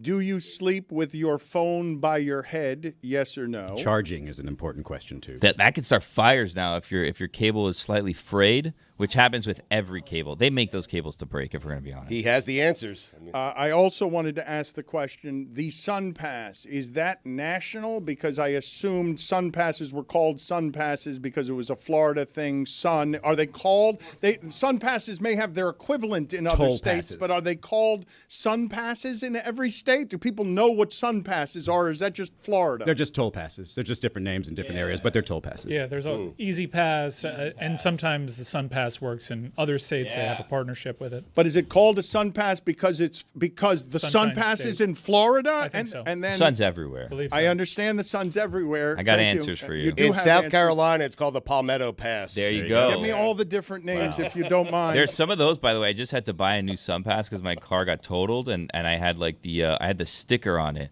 right? So I had to take the sticker off of the SunPass, but once you take off the sticker, you can't move the SunPass from place to place. So I decided, just in case my another car gets totaled, I'm going to buy the little transponder, slightly pricier, but more convenient if your car gets totaled or if you have a rental or whatever. You can just whoop, take it off, put it here, put it there. And those transponders that are not the stickers, they work in various states. There's a little map that shows you all the states they work in. I checked Idaho. They don't have toll roads. Yeah. Really? Wow. Wow. SunPass Mini works in Florida, Georgia, Kansas, North Carolina, Oklahoma, and Texas. The SunPass Pro, which is portable, works in Easy Pass states. There's a partnership between them. Delaware, Indiana, Illinois, Kentucky, Maine, Maryland, Massachusetts, Minnesota, New Hampshire, New Jersey, New York, Ohio, Pennsylvania, Rhode Island, Virginia, and West Virginia. And Idaho, where you don't need one at all. Are we sure that Stugotz's information is right, that Idaho doesn't have tolls? It's right, yeah. In Kansas, they call it the K-tag. I like that. The K-tag? Yeah. You gotta be. It's a little Nice. tricky with the one you can move around because it's got the suction cups on the glass. So if your glass isn't totally clean, sometimes it'll fall off. It's tricky. K-Tag, Toll Tag, Easy Tag, Express Toll, TX Tag for Texas, Pike Pass also. Ooh, I like that, a Pike Pass. Idaho does not have toll roads according to DMV. Thank you. Can you please find out the reason for that? Put it on the poll at Le Batard Show. Idaho. Did you know that Idaho did not have tolls? Stugotz nailed it. It's Idaho. Thank you. That's all the information we need on that. I was confused by recent information I got where Mike Ryan is texting me that Stan is in town. And all of a sudden I start reaching out to Stan Van Gundy saying, hey, do you want to go to lunch? And then I realized that Mike was just saying the Stanley Cup is in town. And Chris Cody was informing me. Stan must have been confused. Yes, he was confused. I was confused. That wouldn't be my top topic on the board. Stan is in town. I thought was Stan Van Gundy is here, and it is not. It's that the Stanley Cup trophy has arrived in South Florida, and we were wondering how it flew. Because the Stanley Cup needs to have its own seat in first class, does it not? If you're not going to put it if you're not going to put it next to the pilot as the co-pilot, then it has to fly first class. But it would appear like out of the box, like the cup in the chair, buckled in. Can't have it as a co-pilot. Need those two pilots talking. after the rehearsal. Can't risk it. I disagree. I will say that no, and this is sensitive at the moment given what's happened in India, but I would say if the Stanley Cup is on your plane, I'm feeling pretty safe that plane is going to only if it's on 11A. That's you got to true. put the cup on 11A. 11A. Also, 2 white old pilots. That's what I like. Right. Pilots hate that show, right? Cagey Like vets, yeah. every plane now, like everyone's like kind of looking at like, does it seem like they're friendly with each other? What do you think's going on there? Feel so safe when it's 2 white guys. Woo! All I'm saying is that I know this Fort Lauderdale airport like the back of my hand, and that looked like the normal baggage pickup. And it's just like I would expect that to fly private, to be weird, like the way you see celebrities coming off private jets. That's what I would imagine the Cup to be doing. I'm reading now. It is checked in like regular baggage. That's crazy. I know, You nuts. could just go take anything from baggage claim if you wanted to. Thank you, Billy. Talk about the worst security in the world. Everywhere else in the airport, you got to go through all these bells and whistles, but you get the baggage claim. No, take any bag you want. What happens if that guy has to go to the bathroom and Phil, whatever his name is, has to Pritchard. go to the bathroom all of a sudden, and then someone says, you know what, that looks like my case where I carry my own Stanley Cup replica. And then whoopsie-daisy, they take the actual Stanley Cup and only the replica remains. Or Phil opens it up and boom, there's a bassoon in there. Put it on the poll, please, at Le Batard Show. If the Stanley Cup were in a trunk at baggage claim, would you be tempted to steal it? Whoops. If no one was You can't watching? label it properly, right? I've seen enough heist movies that I know when you are moving precious cargo, the real one that's valuable is in like a satchel, right? And the replica that they want you like the old bait and switch. The decoy is the one that travels in like the case. The Stanley Cup, honestly, is probably being moved around in a JanSport, if we're going to be honest. I am convinced that post I have answers. Post 50 years Really old, does. that Stugotz is only interested in the History scenarios didn't happen 50 years ago. where he can get his phrase, the old bait and switch out there. OL apostrophe. That and the switcheroo are all he's going got it for. in, yeah. Izzy mentioned 11A, Stugotz, as a seat. Do you have any idea what he's referencing there? Because this is a fairly amazing story. When they mention seat 11A, do you know what they're talking about? No idea. Okay, this is the second time this has now happened with a seat that is 11A. The plane that went down in India had only one survivor. And I don't know how that person survived. It doesn't make any sense to me how that person survived when everyone else dies. Like, I don't understand the math of it. I don't understand the physics of it. I don't understand how there can only be one survivor. But twice this has now happened with plane crashes where the person in 11A, and I think it was the previous time that this happened, that story involved someone changing seats before the flight to get into seat 11A to survive a flight. I saw the person interviewed. The person was interviewed in English, and face was busted up, but looked otherwise fine. Like, didn't... He got up. He walked away from the airplane crash. The things that I've read about that previous to this plane crash is where you want to sit based on any sort of models on crashes is not too far up near the cockpit or first class area. You want to be in the area in front of the wing, but not too far up near the cockpit of the plane. The first and that's couple exactly rows where past 11A the was. first couple rows past first class is what. So put it on the poll at Le Batard Show.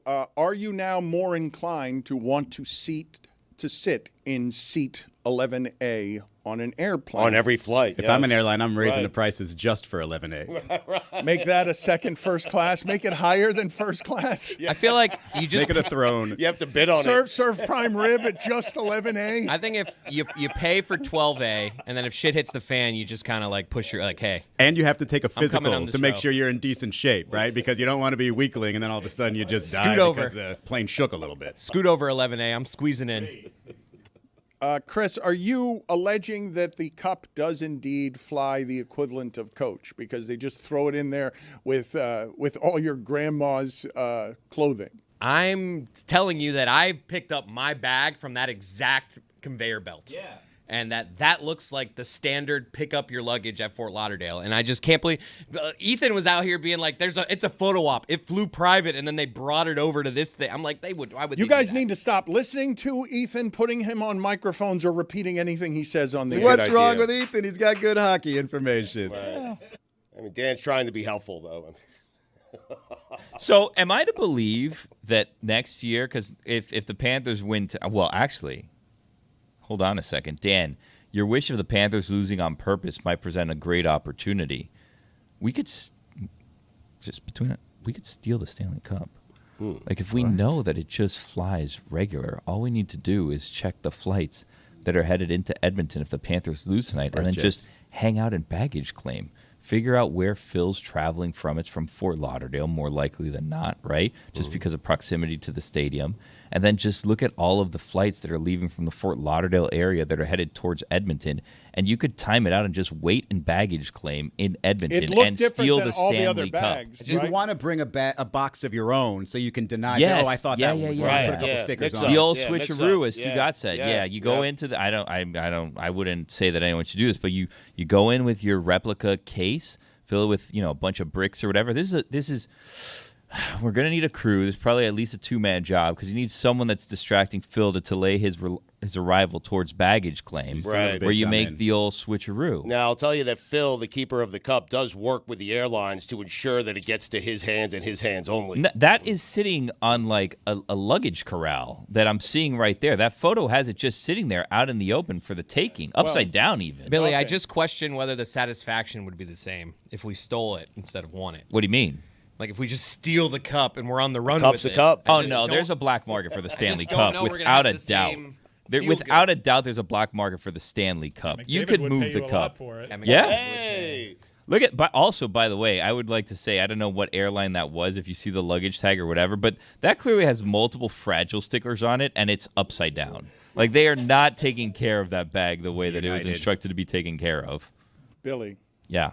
I don't think you know how black markets work. What do you mean? You can't sell stuff that is one of a kind. Yes, you can. That is stolen. There's always, I don't think you understand how black markets work. That's exactly how they work. All the stolen stuff is There's on the black always market. a buyer. Yeah, that's how you move art pieces that are stolen. There's always a buyer on the black market. Dan's only been to white markets. Dan, you love documentaries. I will tell you, there's a documentary series that's out on Netflix now that it's about stealing the world's biggest diamond out of this, I think it's called like the Millennium Dome or something in London. It's 3 episodes. It's a quick watch. Like they know 40 how to get minutes you each. in. And they were trying to steal the largest diamond in the world. And there was a buyer waiting. I'm not going to tell you how it ends, but there was a buyer waiting. That's how the black market works. There's always a buyer. I don't know how you find the buyer. I don't know how you access the black market. But if you have something that's one of one, there's someone on the black market that's willing to pay top dollar-ish for it. He really has the answers, man. I mean, can one of you please look up for me? When I was in Norway for the Olympics, while I was there in Oslo, someone stole the Scream painting, the famous Scream painting. And it's not something you can resell. You guys know what I'm talking about when I say the dark web. Look up for me, please, what happened after that was stolen and how difficult it is to sell something like that everyone knows is stolen. You've seen the movies. It's some rich collector somewhere. He's got the piece of art in his bedroom that only like maybe 5 people in the world will ever have access to, and it's just a showpiece. You just can't tell anybody Pierce about it. You sign an Brosnan's NDA when you walk in the door. You need to have you need the buyers lined up before you pull off the heist, because if you do it without the heist, then they know that there's a desperation for you to move it, and then the price goes down. You need the buyers in advance. More than one buyer, obviously, is the prime situation, because then you have them outbidding each other. So when you tell your friends, hey, Stan is in town, they know what that means. Mm-hmm. There have been 10 to 50 high-profile, that's quite the range, but The Guardian did a piece on this, 10 to 50 high-profile cases of famous original pieces of work replaced by a fake because the original was stolen. In fact, it is estimated in this article that hundreds to the low thousands aren't the actual original piece because the original piece was stolen and then replaced by a fake. Isn't that what happened in the Mr. Bean movie, right? Where Whistler's mother was stolen and they ended up replacing it just with like a poster from the gift shop. Spoiler alert if you haven't watched the Mr. Bean movie. But they just use a replica from the gift shop. No one knew the difference. In fact, the Uzbek State Art Museum employees sold originals and replaced them with fakes for over 15 years. Thank you. I keep seeing the Michael Cera movie being shoved down my throat. What is it like? There's a new movie coming out. The Phoenician something. You guys know what movie I'm talking about. Isn't that a Wes Anderson movie? movie? Michael Cera is just knocking off Mr. Bean in that. Okay. Have you seen that in the preview? No. It's just Michael Cera playing Mr. Bean. It's Michael Cera that they're pushing down your throat. Javier Bardem is in. Or no, I'm sorry. It's Benicio del Toro in that movie. I saw, since you mentioned, Billy, documentaries and my love of documentaries, I've been on a scam documentary spree, just people who are scamming stuff. And see if you can look up the title of this for me, because he went by Jace, but the name of the movie is Who the Bleep Is, and I've forgotten the person's name because it was Jace something, and then it became a different title. But that person was such a con artist, and I wonder what you do here. This is spoiler alert Tuesday. Is that what this is? That's tomorrow, but we'll do it early. It's fine. Today's Shirt Tuesday. Oh, no, today's not Shirt Tuesday. Okay. What? It's Spoiler Alert Tuesday. How sure are you? Am I supposed to take off my shirt? Well, Jace is the name that it's not in the title as Jace, but he went in the movie by Jace, and the title of the movie is like Jack something because his name is not actually Jace. But the thing that he did as a con man that was funny and should have been obvious to the women is when he gave the woman that he was dating as a gift 3 women's watches on the same day. Watches. None of them in boxes, none of them in gift wrapping. They were simply stolen. He didn't give her 1, he gave her 3. And after 3 years of unrelenting fraud, she confronted him, having found out that he was fraud, and he just looks at her and said, "And?" Like, just a sociopath. Yeah. Just like, and she couldn't do anything. Like, her life was ruined, and he's just standing in the kitchen. He's like, Checkmated her. Yeah, Yeah. everything's fake, and I don't care because I'm shameless. Like, yep, those 3 watches I gave you were clearly stolen because I didn't even put them in boxes, and I just gave you 3 watches at once. Bad got me. news. It's a thought that counts. Bad news. The Who the Bleep Is Jack Jace prompt that I think you gave me, not coming up. Yeah. Again, Jace is not in the title. Yes, I sure? know, but you Right. said Jack isn't potentially in the title. You didn't give me the title. You gave me a guy, Jace. So who the bleep? I did Jack Jace. Nothing so far. All right, I'll find it. You guys can entertain I like your yourself. chances. No, Well, yeah. Go ahead. Hold on, and TV Just show. need a little bit more information. Who was in it? Right. It's a documentary. It's not a movie. It's Okay. a documentary that is a 3-episode, or it's a 2-episode documentary So about docu-series. fraud.